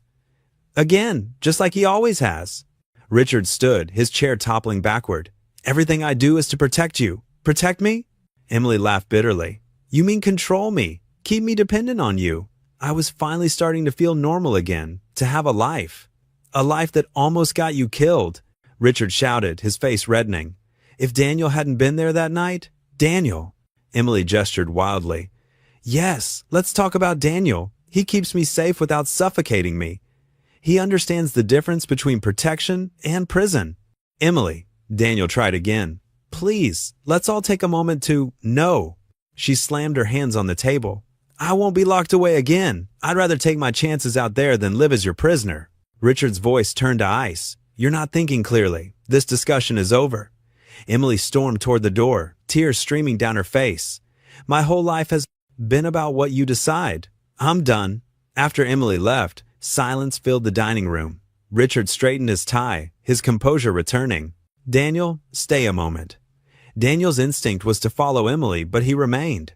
"Sir, there's something you should know." Richard withdrew a document from his briefcase. "A clause in your contract I haven't mentioned." Daniel took the paper, scanning the legal text. His blood ran cold as he read it. If he failed in his duties to protect Emily, guardianship of Lily would transfer to Richard Hale. "This." Daniel's hand shook. "This is impossible. You can't. I can." Richard's voice was calm. "I protect what's mine, Daniel, by any means necessary. Lily is my daughter." Daniel's voice rose. "You have no right. I have every right. The contract is binding. You signed it. You hid this from me." Daniel stepped forward, fury burning in his chest. "You manipulated. I ensured your complete dedication to Emily's safety." Richard met, his gaze coldly. "Nothing more. By threatening my child?" Daniel's fists clenched. "I trusted you. Trust is earned through results, Daniel. Keep Emily safe, and Lily remains yours. It's that simple." Daniel wanted to tear the paper to shreds, to grab Richard by his expensive collar. Instead, he forced himself to breathe. "You're wrong about this. About all of it." He turned and left the dining room, his mind racing. He needed to check on Emily, to make sure she was okay. The morning's revelations left him feeling sick. Hours passed as Daniel patrolled the grounds, his thoughts churning between worry for Emily and fear for Lily. As evening approached, he headed to Emily's wing of the mansion for his usual security check. He knocked on her bedroom door. "Emily?" "It's Daniel." No answer. He knocked again, harder. "Emily?" Silence. Daniel tried the handle. It turned easily. "I'm coming in." The room was empty. The bed was unmade, sheets twisted as if someone had left in a hurry. Emily's closet door stood open, clothes scattered across the floor. Her laptop lay open on the desk, screen dark. "Emily?" Daniel called again, moving through the room. His heart began to pound as he took in more details. A knocked-over lamp, a drawer pulled out and rifled through. Then he saw it. A plain white envelope on the desk, his name written across the front in unfamiliar handwriting. With trembling fingers, Daniel opened it and pulled out a single sheet of paper. 7 words made his blood run cold. "You saved her once. Save her again." For a moment, Daniel couldn't move, couldn't breathe. Then training kicked in. He grabbed his radio. Security breach. Emily's missing from her room. Possible kidnapping. Lock down the estate immediately. He ran from the room, already dialing Richard's number. Lights began flashing throughout the mansion. Alarms blared. Security teams mobilized across the grounds. As panic spread through the estate, Daniel's mind fixed on one thought. He had to find Emily. Not just for her sake, not just for the contract, but because somewhere in these past weeks, protecting her had become more than just a job. He reached Richard's study just as the man emerged, face ashen. "She's gone," Daniel said, holding out the note. And this time, they took her. The estate erupted into chaos within minutes of discovering Emily's disappearance. Security teams rushed through corridors while red emergency lights flashed silently in every corner of the main building. The usual quiet of the morning shattered as vehicles roared to life and boots thundered across marble floors. Daniel stood in Emily's room, his heart pounding as he examined every detail. Her bed sheets were twisted, showing signs of a quick exit. A cup of tea sat cold on her nightstand, half finished. The ransom note felt heavy in his hands as he read it again. Through the window, he watched as 4 black drones took off from different points around the estate, their cameras scanning every inch of the grounds. Guards with dogs spread out along the perimeter fences, their radios crackling with constant updates. In the security control room, Richard Hale paced back and forth, his usual commanding presence replaced by something Daniel had never seen before: raw fear. His face was ashen, hands trembling as he barked orders into a phone. "I want every camera feed from the last 12 hours, Daniel demanded, pushing past 2 security officers to reach the main monitoring station. "I'll review them myself." The security chief tried to intervene. "Mr. Carr, we have trained personnel for that." "Move," Daniel said, his voice carrying such authority that the chief stepped back. Daniel dropped into the chair and began cycling through footage, his eyes scanning each frame with intense focus. An hour passed as Daniel reviewed camera after camera. Then he saw it, a text message notification lighting up Emily's phone at 2:47 a.m. She read it, grabbed a coat, and hurried outside toward the garden. "There," Daniel pointed. She received a message. "Can we access the estate's communication logs?" A tech specialist pulled up the records. The message had appeared to come from Daniel's security phone. "Emergency with Lily. Meet me in the garden now." Daniel's jaw clenched. "I never sent that message. Someone spoofed my number." Richard leaned in close to the screens, his voice barely a whisper. "An inside job?" "The maintenance tunnel," Daniel said suddenly, standing up. "When did the crew finish sealing it?" The security chief shuffled through some papers. "Work was scheduled to complete this morning, which means it was still accessible last night." Daniel turned to Richard. "They used our own security protocols against us. They knew we'd find the tunnel, knew we'd plan to seal it. They waited for the last possible moment before it was closed." Richard sank into a chair, his face in his hands. "I did this," he said, his voice breaking. "I trapped her here, made her feel like a prisoner." And now, Daniel had never seen the powerful man look so small, but there was no time for sympathy. He needed to check on Lily before he could begin tracking the kidnappers. He found her in their guest house, already dressed for school, her small face pinched with worry as she watched the commotion outside their windows. When he entered, she ran to him. "Something's wrong," she said. "I can feel it." Daniel knelt down and took her hands in his. "Emily's been taken by bad people," he said gently, but honestly. "I have to go find her and bring her back." Lily's eyes filled with tears as she threw her arms around his neck. "Like you found me that time I got lost at the mall?" "Exactly like that," Daniel said, holding her tight. "But I need you to be brave. You'll stay here with Mrs. Peterson from the staff, and I'll have guards right outside. Promise you'll come back?" Her voice trembled. I promise, sweetheart. He kissed her forehead, trying to hide how his own hands shook. Back in the main house, Richard waited in his study, surrounded by estate blueprints and security reports. When Daniel entered, the older man looked up with red-rimmed eyes. I failed her, Richard said quietly. All these years, I thought I was protecting her, but I was just controlling her, suffocating her. He stood and walked to Daniel, his usual imposing presence gone. Please, find my daughter. Bring her home. I know I have no right to ask after what I did with Lily's guardianship, but I'm not doing this for you. Daniel cut him off. I'm doing it for Emily. Daniel spread out the ransom note on Richard's desk, studying every detail. The paper was expensive, the kind used in Richard's own office. The ink showed signs of bleeding, suggesting it was written in a hurry. But most importantly, there was a small mark in the corner, what looked like a partial fingerprint in grease. The maintenance crew, Daniel said, pointing to the mark. This is engine grease.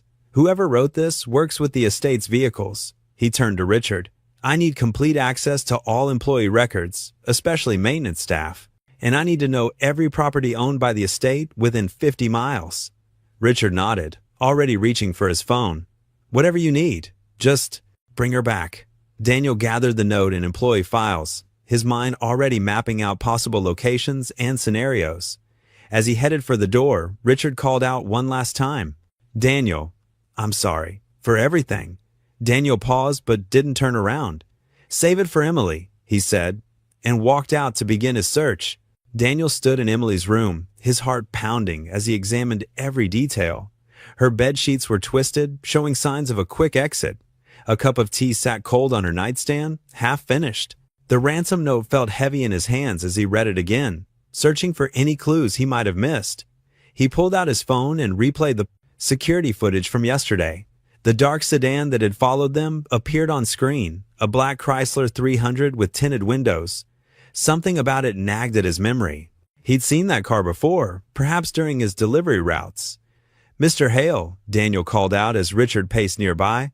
I need access to all the footage from the past week. Every camera, every angle. Richard nodded to the security chief, who led Daniel to the control room. Rows of monitors lined the walls, showing live feeds from across the estate. Daniel settled into a chair, his eyes scanning each screen methodically. There, he pointed, 3 days ago, same car. It was watching the maintenance tunnel entrance. The security chief leaned in, squinting. We'll run the plates. No time, Daniel interrupted. I know someone who might help. He pulled out his phone and dialed a number he hadn't called in months. Mike Peterson answered on the third ring. The retired police officer had been a regular stop on Daniel's delivery route, often sharing coffee and stories during late-night deliveries. Mike, I need your help. There's a black Chrysler 300, probably using fake plates. It's been involved in a kidnapping. Any ideas where crews like that might operate? Mike's voice grew serious. That area you used to deliver to, near the old manufacturing district?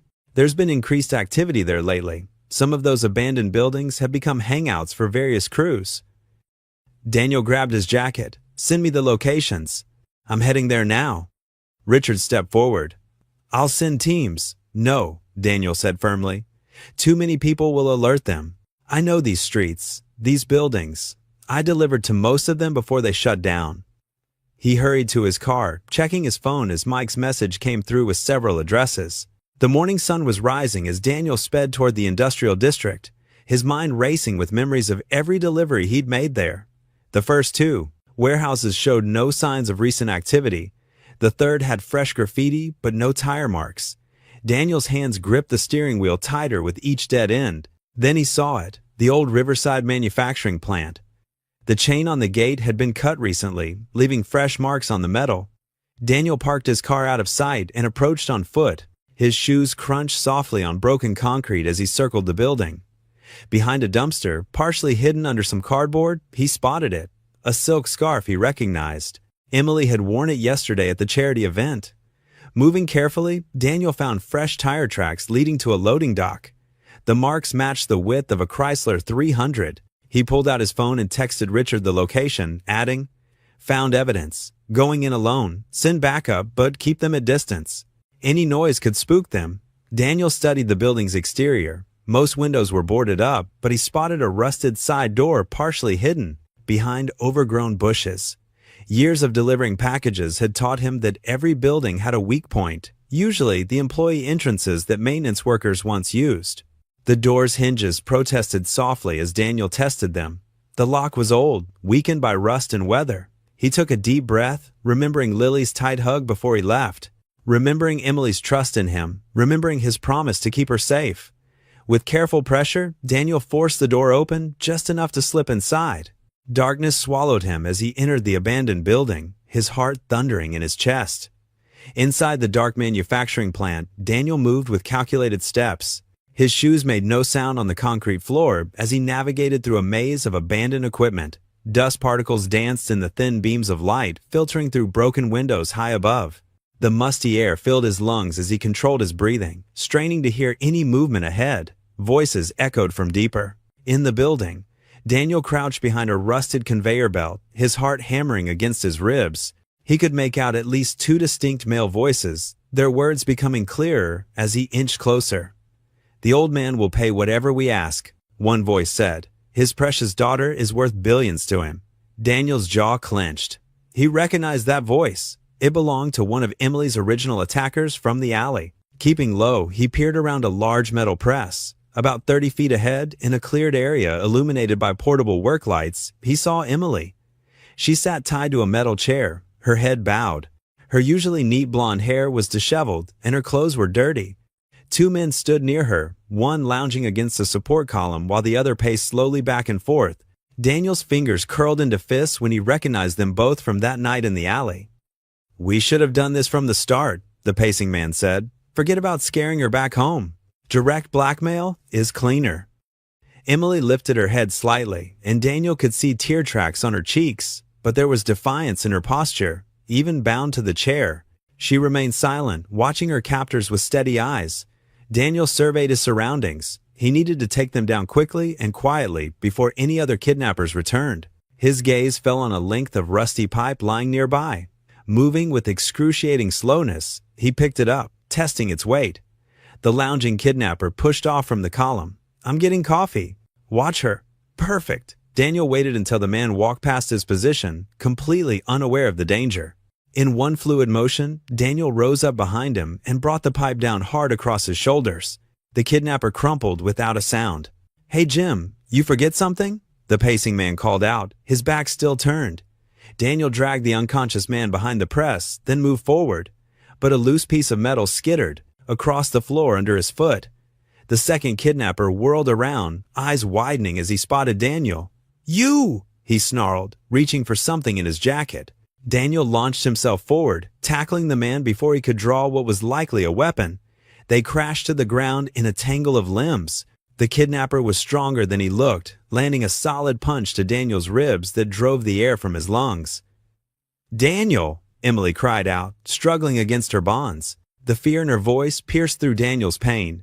He couldn't fail her. Not now. Not ever. Daniel drove his elbow into his opponent's solar plexus, following with a sharp strike to the jaw. The kidnapper's head snapped back against the concrete floor, stunning him. Daniel scrambled to his feet and rushed to Emily. "Hold still," he whispered, working at the ropes binding her wrists. "I'm getting you out of here." "Daniel, I knew you'd come," she said softly, her voice thick with emotion. "But there are more. Of them."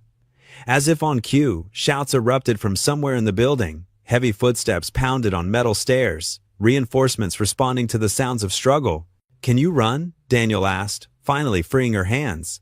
Emily nodded, rubbing her wrists. "Yes, stay close to me." Daniel helped her up, keeping his body between her and the direction of the approaching footsteps. "We need to move. Now." They darted between massive pieces of equipment, Daniel leading them away from the voices. The plant was a labyrinth of shadows and rust, every corner potentially hiding danger. Emily's breathing came in sharp gasps behind him, but she kept pace. A bullet pinged off metal nearby. Emily stifled a scream. Daniel pulled her behind a large industrial press, wrapping his arms around her protectively as more shots echoed through the building. "Found them!" a voice shouted. "They're heading for the west side." Daniel pressed a finger to his lips, signaling Emily to stay quiet. Footsteps approached their position. some fast, others moving more cautiously. He could make out at least 3 distinct sets. Emily trembled against him, but her eyes were determined when they met his. They crouched in tense silence as the footsteps drew nearer. Daniel's muscles coiled, ready to fight or run. A beam from a flashlight swept past their hiding spot, missing them by inches. The footsteps grew closer still. Emily gripped his arm tightly. Daniel held his breath, mind racing through their options as their hunters closed in. "The old man will pay whatever we ask," one voice said. "His precious daughter is worth billions to him." Daniel pressed his back against a concrete pillar, his mind racing. Through gaps in the machinery, he could see Emily.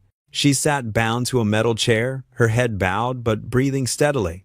2 men paced nearby, the same ones who had attacked her in the alley. Their faces were partially hidden in shadow, but Daniel recognized their builds and movements. "When do we make the call?" the second kidnapper asked, checking his phone. "Soon as the boss gives the word. He wants to make sure the security chief held up his end." Daniel's jaw clenched. The corrupt security chief. It all made sense now. The dismissed concerns, the delayed response to the tunnel discovery, the inside information. He pushed the anger aside, focusing instead on the row of massive pipes stacked against the far wall. They were held in place by rusted brackets, barely secure after years of neglect. Emily lifted her head slightly, and even in the dim light, Daniel could see the determination in her eyes. She wasn't broken, she was waiting. Just like in the alley, her spirit remained undefeated.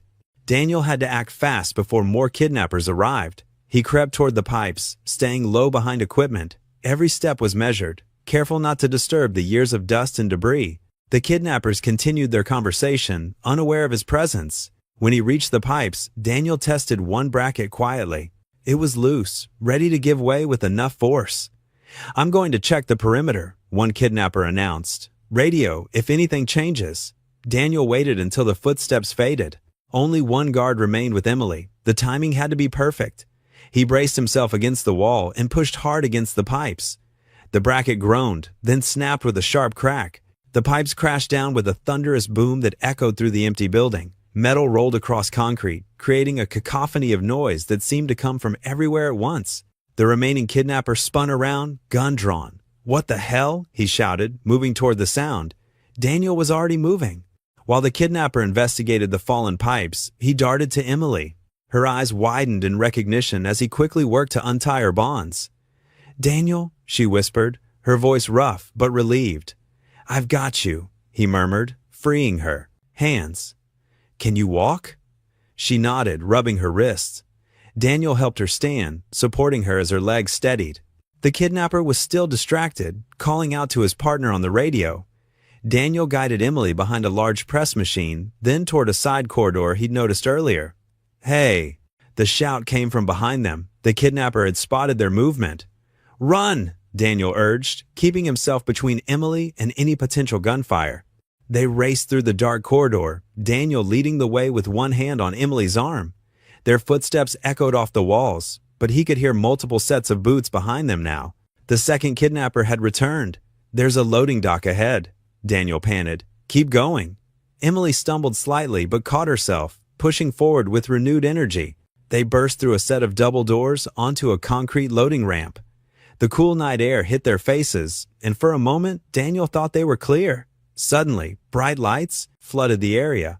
Daniel instinctively pulled Emily close, shielding her eyes from the glare. But instead of more kidnappers, he heard familiar voices shouting commands. Richard's security team had arrived, their vehicles surrounding the loading dock with precision.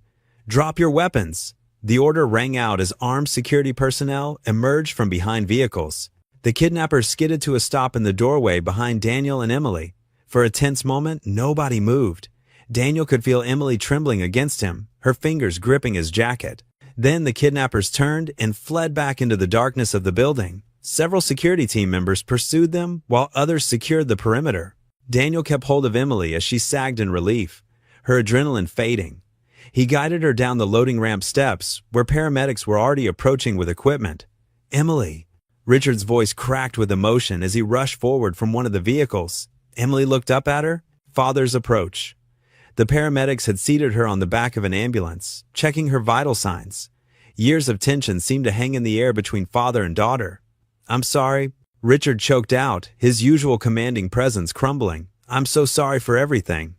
Emily's face softened. "Dad," she said quietly, reaching out her hand. Richard took it, then pulled her into a gentle hug, mindful of her injuries. "I thought I'd lost you," he whispered.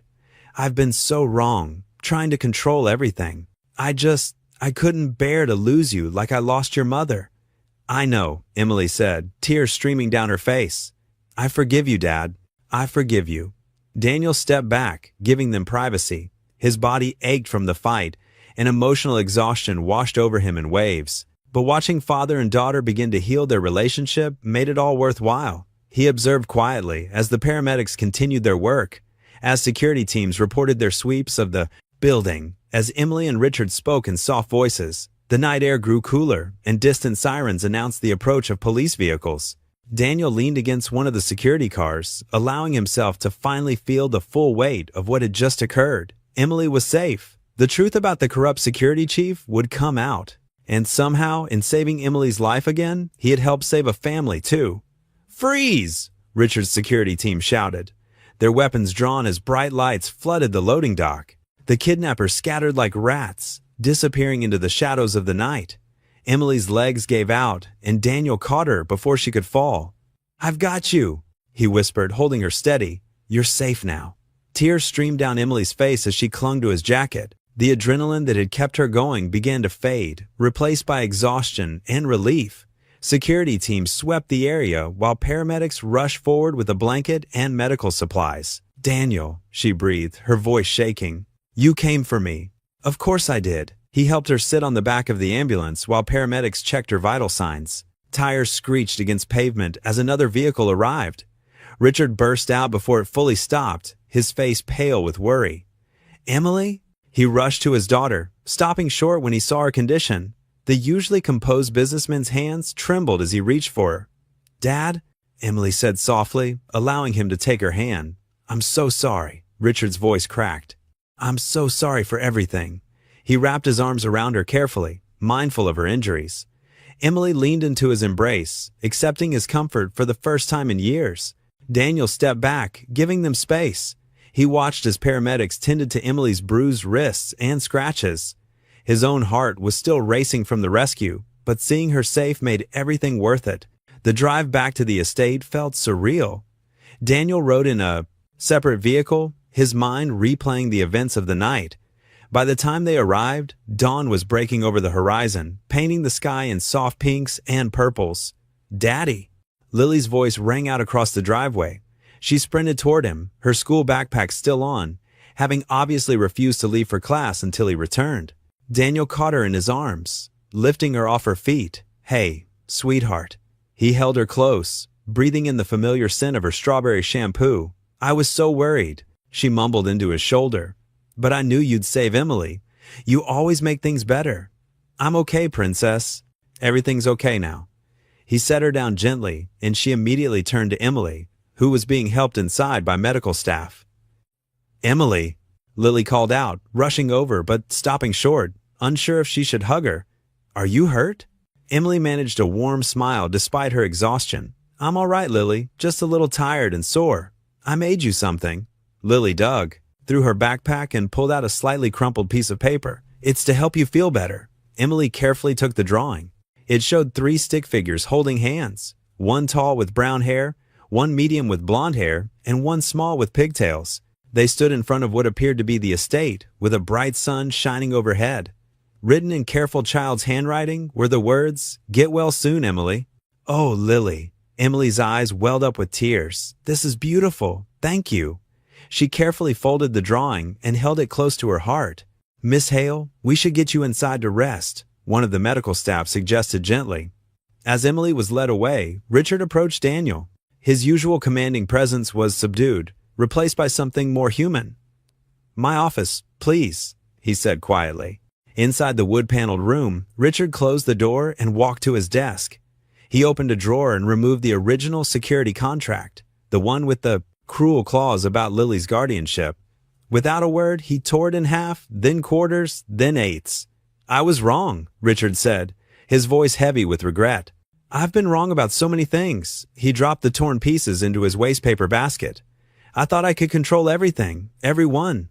I believed that would keep Emily safe. He turned to face Daniel. But you protected her with compassion, not force. You showed me what real strength looks like. Mr. Hale, Daniel started, but Richard held up his hand.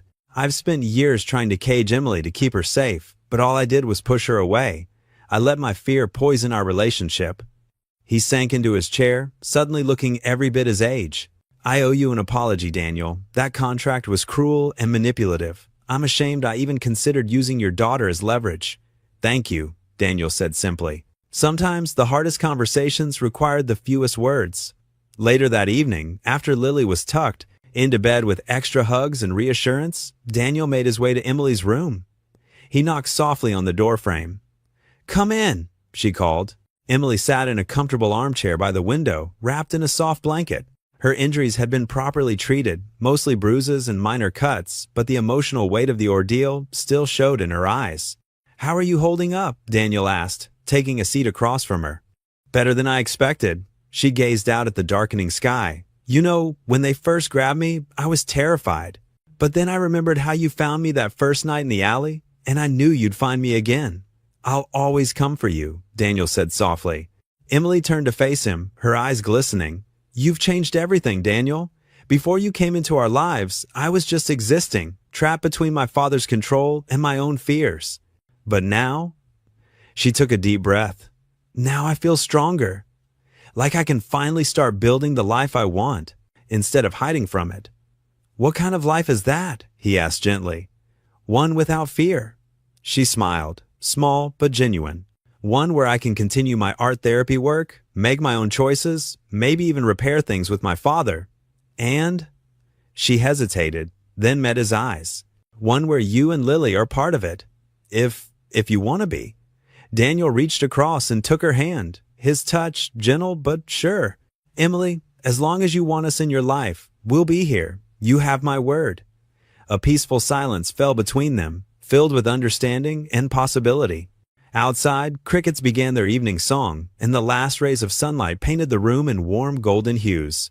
In that moment, both Daniel and Emily knew that while the day's crisis had ended, something new and hopeful was just beginning. The following days brought a gradual calm to the Hale estate, like sunshine breaking through storm clouds. Workers replaced old security cameras with newer models, and teams patched every possible entry point. Daniel watched from the guest house porch as they sealed the maintenance tunnel permanently with thick concrete.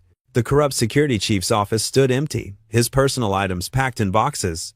Richard had fired him immediately after discovering his connection to the kidnappers. The man had left without a word, escorted off the property by two stern-faced guards. Emily spent the first day after her rescue resting in her room, but by the second morning, she was ready to venture out. Daniel found her standing uncertainly at her bedroom door. Would you walk with me? She asked, wrapping her arms around herself. Just around the garden? Of course. Daniel matched her slow pace as they made their way down the marble staircase. Small steps are still steps forward. The morning air carried the scent of fresh-cut grass and blooming roses. Emily's shoulders relaxed slightly as they followed the winding garden path. I keep thinking about how different things could have turned out, she admitted, if you hadn't been there that first night in the alley. But I was, Daniel said gently, and I'm here now. They passed a bed of yellow daffodils, Emily's favorite flowers. She paused to touch one delicate petal. I used to hide in this garden when I was little, she said, whenever Dad's rules felt too strict. Now I understand he was trying to protect me, but protection shouldn't feel like a cage, Daniel finished. Emily nodded. Exactly. Over the next few days, their walks became longer. Emily's steps grew more confident as they explored the grounds. Sometimes they talked about serious things, her fears, her hopes, her complicated relationship with her father. Other times they shared comfortable silence, broken only by birdsong and distant lawnmowers. One afternoon, as they passed the estate's small art studio, Emily stopped. Her hand rested on the doorknob, but she didn't turn it. You know, Daniel said carefully, your students probably miss you. Do you think I'm ready? Uncertainty clouded her face. To teach again? I think you're stronger than you realize. Daniel smiled. And I know some young artists who would love to learn from you. Right on cue, Lily came bouncing down the path from the guest house, her backpack full of art supplies. Emily, Can we paint today? Please? Emily's face brightened. I'd love that. Soon the art studio echoed with Lily's giggles as Emily showed her how to blend watercolors. Daniel watched from the doorway as they bent their heads together over the paper, Emily's patient voice explaining techniques while Lily soaked up every word. These impromptu art sessions became a daily ritual. Richard would sometimes pause outside the studio window, watching silently as his daughter came back to life through her teaching. The tight lines around his mouth softened when he saw Emily laughing at Lily's jokes or praising her progress. One evening, Richard caught Daniel as he was by, finishing his security rounds.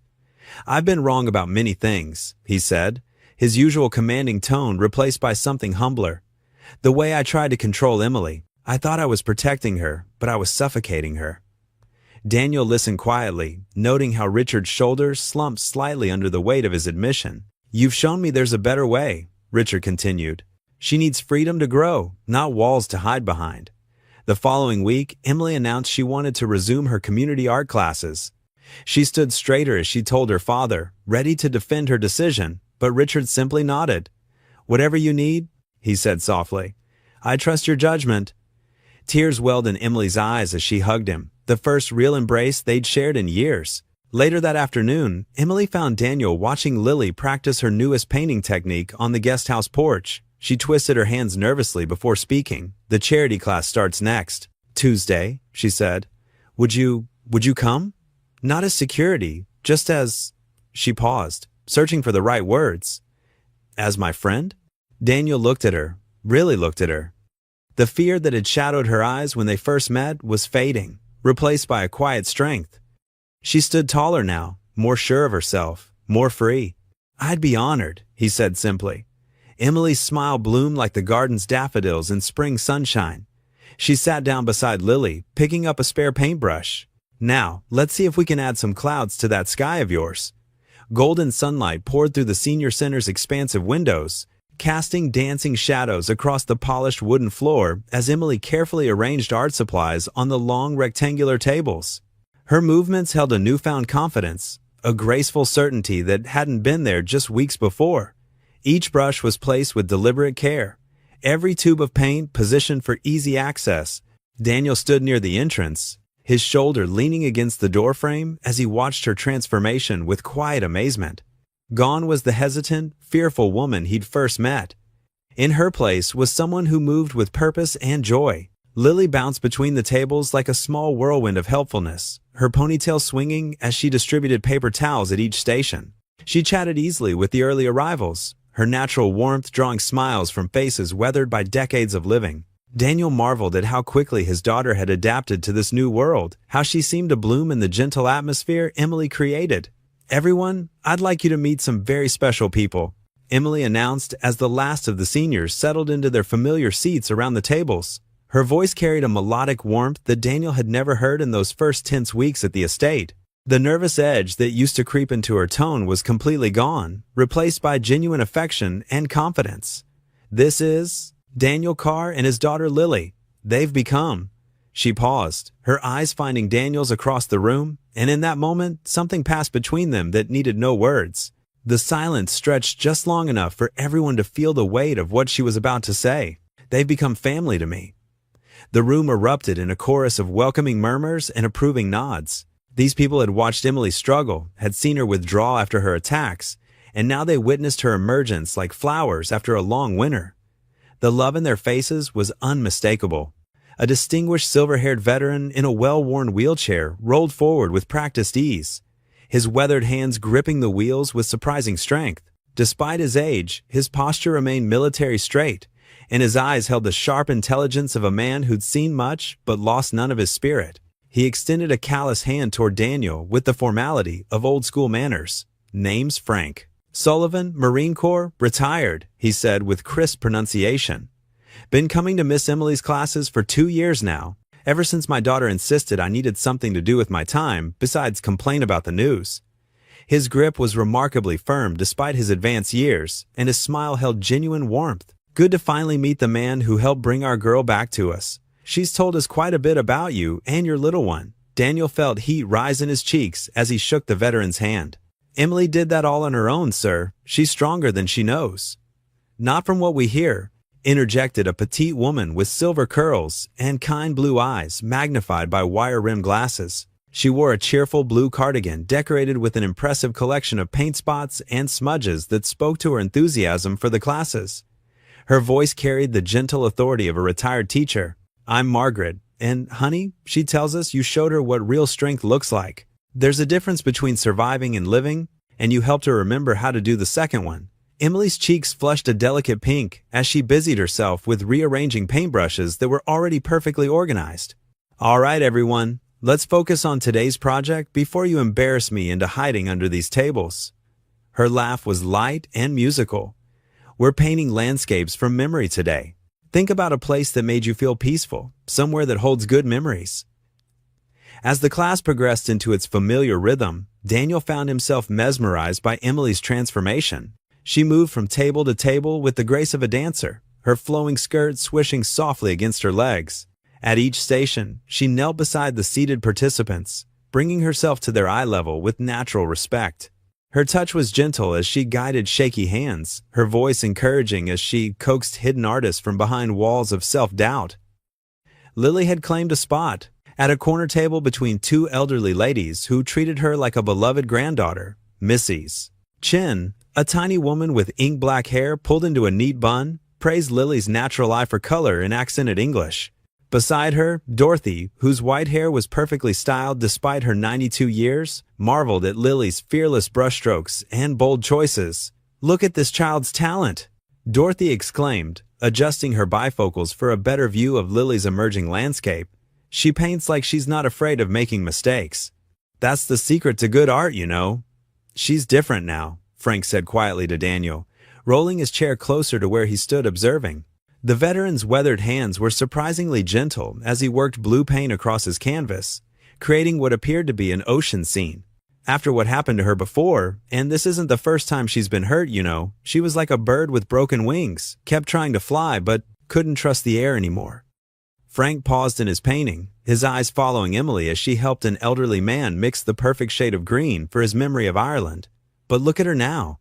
Wings are healed, and she's soaring again. That takes someone special to help with that kind of healing. Daniel watched as Emily threw her head back, laughing at something one of her students had whispered about their painting. The sound was pure and unguarded, bubbling up from somewhere deep inside her that had been locked away for far too long. It was nothing like the nervous, careful laughs he'd heard during those first tense weeks when every sound seemed calculated for safety. "She brings light wherever she goes," Margaret added softly, dabbing yellow paint onto her canvas to create what looked like a sunny meadow. Even when she was struggling the most, she never let it dim her care for others. But now she's glowing from the inside out. After the class ended and easels were folded away, several seniors approached Daniel with the slow but determined steps of people who had something important to say. They shared stories about Emily's kindness that painted a picture more beautiful than any landscape on canvas. How she remembered everyone's grandchildren's names and always asked after their health. How she brought extra supplies for those on fixed incomes who couldn't afford their own materials. How she'd spent her own money to arrange transportation for members who had trouble getting to the center. Each story revealed new layers of the woman Daniel had come to admire, someone whose compassion ran deeper than any wound, whose resilience had been tested but never broken, whose genuine nature shone through every interaction. As they helped stack chairs and wipe down tables, Emily suggested they visit Sterling Park, a quiet green space just a few blocks away. "It's one of my favorite places in the city," she explained, tucking a strand of hair behind her ear. "Peaceful, away from all the noise and rush." The late afternoon sun stretched their shadows long across the park's emerald grass as they walked along the winding path. Ancient oak trees provided patches of cool shade, their branches creating a natural canopy overhead. Lily spotted the playground immediately and ran ahead with the boundless energy of childhood, her delighted squeals echoing across the open space as she claimed the swings. Emily led Daniel to a weathered wooden bench, positioned perfectly to overlook a small pond where ducks glided serenely across the mirror-like surface. She settled beside him, leaving just enough space between them to feel appropriate while still close enough that he caught the faint scent of her floral perfume. Her fingers twisted together in her lap, a gesture he'd learned to recognize as nervous energy building before she shared something important. The setting created an intimate bubble around them, children's laughter from the distant playground, the gentle lapping of water against the pond's edge, birds calling softly from the surrounding trees. It was the kind of peaceful moment that invited honest conversation. "I need to tell you something," Emily began, her voice soft but steady, carrying the weight of words she'd been practicing in her mind. "When those men attacked me in the alley that night, I thought I'd never feel safe again. Not just physically, but in my own skin, in my own life." She turned to face him fully, her green eyes serious and direct. "But then you showed up, and you didn't just save me from them, you showed me what real protection looks like." She paused, watching a mother duck guide her ducklings across the pond in a perfect line, their tiny bodies creating small wakes in the still water. "It's not about control or fear or building walls so high that nothing can touch you," she continued, her voice growing stronger with each word. "It's about giving someone the strength and safety to understand, stand on their own, to rebuild what was broken, to trust again." Daniel listened intently, feeling the profound weight of her words settle into his chest. In the distance, Lily's laughter rang out as she discovered how high she could swing, her joy infectious even from across the park. "Your compassion," Emily continued, her hands finally stilling as she found her courage. "The way you care for Lily with such gentle strength, how you stand up to my father without cruelty or malice, how you see me as a complete person and not just someone to guard or protect or manage, it's changed everything inside me." Her eyes glistened with unshed tears of gratitude rather than sorrow. "You've helped me believe in people again. You've shown me that there are still good men in this world who protect without possessing, who care without controlling."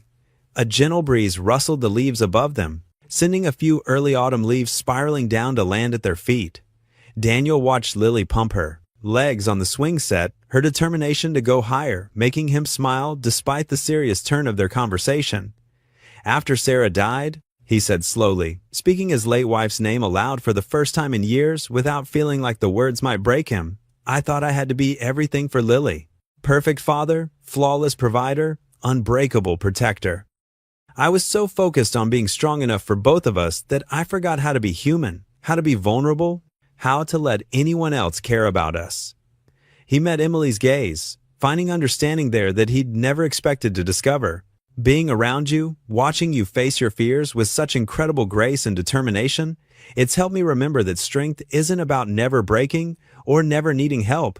It's about how you choose to put yourself back together and who you let stand beside you while you do it." Emily's hand found his, her touch warm and steady and completely free of hesitation. "You've given me my life back, Daniel, not by fighting my battles or making my decisions, but by showing me that I'm worth fighting for, that I deserve to feel safe and valued and cared for." They sat in comfortable silence, their joined hands resting on the bench between them as they watched Lily's tireless energy propel her swing higher and higher. The setting sun painted the sky in soft watercolor washes of pink and purple and gold, creating the kind of gentle ending that felt more like a beautiful beginning.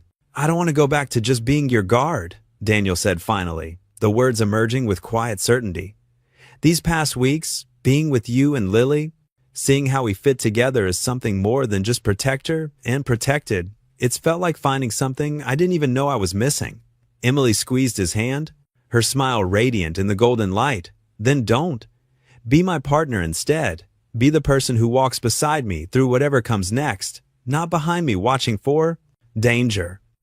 Lily's voice suddenly called out from the playground, bright with excitement. "Daddy, Emily, come watch me do my super high swing. I'm practically flying." They stood together, still holding hands, and walked toward her with unhurried steps. Each footfall felt like moving forward into something new and hopeful, something neither of them had dared to imagine just weeks before. The late afternoon light wrapped around them like a warm embrace as they watched Lily swing with abandon, her infectious laughter mixing with theirs in the peaceful park air. In that perfect moment, Daniel felt the last protective walls around his heart begin to soften and dissolve, making room for the possibility of a future filled with love and partnership, and the kind of family that forms not from blood, but from choice and care and mutual healing.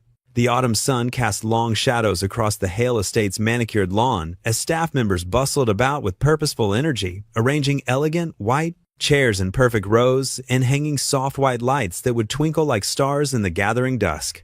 The courtyard had been transformed into something magical, with delicate paper lanterns swaying gently from the oak trees and fresh flower arrangements dotting every surface. Daniel watched from the guest house window, still amazed at how much had changed in such a short time. The same estate that had once felt cold and imposing now radiated warmth and life. He straightened his tie, a thoughtful gift from Emily in rich navy blue that she'd said brought out his eyes, and smiled as Lily twirled in her new blue dress, the fabric spinning like a flower petal around her small frame. "You look absolutely beautiful, sweetheart," he said, his heart swelling with pride as he watched his daughter's face glow with happiness. "Emily helped me pick it out at that fancy store downtown," Lily beamed, smoothing the soft fabric with careful hands. The dress had tiny silver buttons, shaped like stars, and she'd insisted on wearing her mother's small pearl bracelet to complete the outfit. "Do you think there'll be cake? I saw Mrs. Henderson carrying something big and white toward the kitchen earlier." Daniel chuckled, remembering how nervous he'd been about fitting into this world of crystal and fine china. Now it felt like home. "I saw the kitchen staff bringing in something that looked suspiciously like dessert, but you'll have to wait and see what it is." The celebration wasn't his idea. He'd actually tried to talk Richard out of it, feeling uncomfortable being the center of attention. But the older man had insisted, with unusual gentleness, saying some things deserved to be acknowledged properly, that heroes shouldn't hide in shadows. As Daniel and Lily walked toward the courtyard, the early evening light painted the sky in soft brushstrokes of pink and gold, making everything look like a watercolor painting. The estate staff had transformed the space into an intimate gathering area that felt both elegant and welcoming. White chairs with cream-colored cushions faced a small wooden podium decorated with autumn leaves and chrysanthemums. Tables draped in ivory linens held an array of refreshments arranged along the garden wall. Everything from delicate finger sandwiches to chocolate-dipped strawberries that made Lily's eyes widen with delight. Flowers from the greenhouse filled crystal vases throughout the space, their sweet, honeyed scent mixing with the crisp autumn air and the faint smell of wood smoke from somewhere in the distance. Emily stood near the entrance like a gracious hostess, wearing a sage-green dress that made her eyes shine like emeralds and her auburn hair glow in the golden light. When she spotted them approaching, her face lit up with the kind of genuine joy that had become her trademark since the dark days had passed. "There you are." She hugged Lily first, breathing in the little girl's sunshine scent, then squeezed Daniel's hand with fingers that were warm and steady. "Dad's about to start, and I think you're going to be surprised by what he has to say." Richard Hale stepped up to the simple wooden podium, looking remarkably different than the stern, imposing man Daniel had first encountered in his study months ago. The months of healing and rebuilding relationships had softened his sharp edges, replaced the rigid lines around his eyes with something gentler. His expensive suit was the same, but his posture was more relaxed, more human. He cleared his throat and addressed the small but meaningful crowd of estate staff members, local veterans who'd become part of Emily's extended family, and seniors from her art classes who'd grown to love both teacher and student. "When Daniel Carr first came into our lives," Richard began, his voice carrying clear notes of regret and deep gratitude, "I saw him as nothing more than a means to an end, someone to protect my daughter from the dangers I couldn't know. Control." He paused, his eyes finding Daniel's across the gathering. "I was completely and utterly wrong. Daniel showed us all what real protection actually means. It's not about building walls or controlling every variable. It's about courage in the face of fear, compassion when it's difficult to give, and helping others find their own strength instead of making them dependent on yours."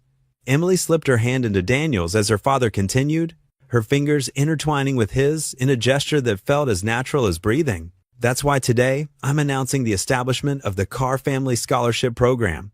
Richard's announcement drew surprised murmurs and a few gasps from the audience. This program will provide educational opportunities, artistic supplies, and vocational training for veterans, seniors, and single parents in our community. Because sometimes all people really need is someone who believes in them and gives them a chance to prove what they're capable of. Just like Daniel gave Emily that night in the alley when he chose to stop instead of walking by. Heartfelt applause filled the courtyard, mixing with the sound of the fountain and the distant call of birds settling in for the evening. Daniel felt his chest tighten with emotion as several of Emily's elderly art students dabbed at their eyes with delicate handkerchiefs. One veteran in particular, a silver-haired man named Frank, who'd been attending Emily's art therapy classes since they resumed and had become like a grandfather figure to Lily, wheeled his chair forward to shake Daniel's hand with a grip that spoke of old strength and new hope. "You did a lot more than just save her life that night, son," the older man said quietly, his voice rough with emotion. "You helped her find her spark again, her purpose. We all see it burning bright now. She's not just teaching us to paint. She's teaching us to live again." After the announcement, as guests mingled and shared refreshments, under the twinkling lights, Emily touched Daniel's arm with gentle fingers. "Would you and Lily like to walk through the gardens with me? The sunset's absolutely beautiful from the Rose Terrace tonight, and I want to show you something special." They strolled together along the winding gravel path, past late-blooming roses in shades of coral and cream, ornamental grasses swaying like dancers in the evening breeze, and maple trees beginning to turn brilliant shades of red and orange. The air was crisp but not cold, perfect for walking and talking softly. Lily skipped ahead of them, her patent leather shoes clicking on the stones, then stopped suddenly near a bench carved with delicate ivy patterns, turning back with barely contained excitement.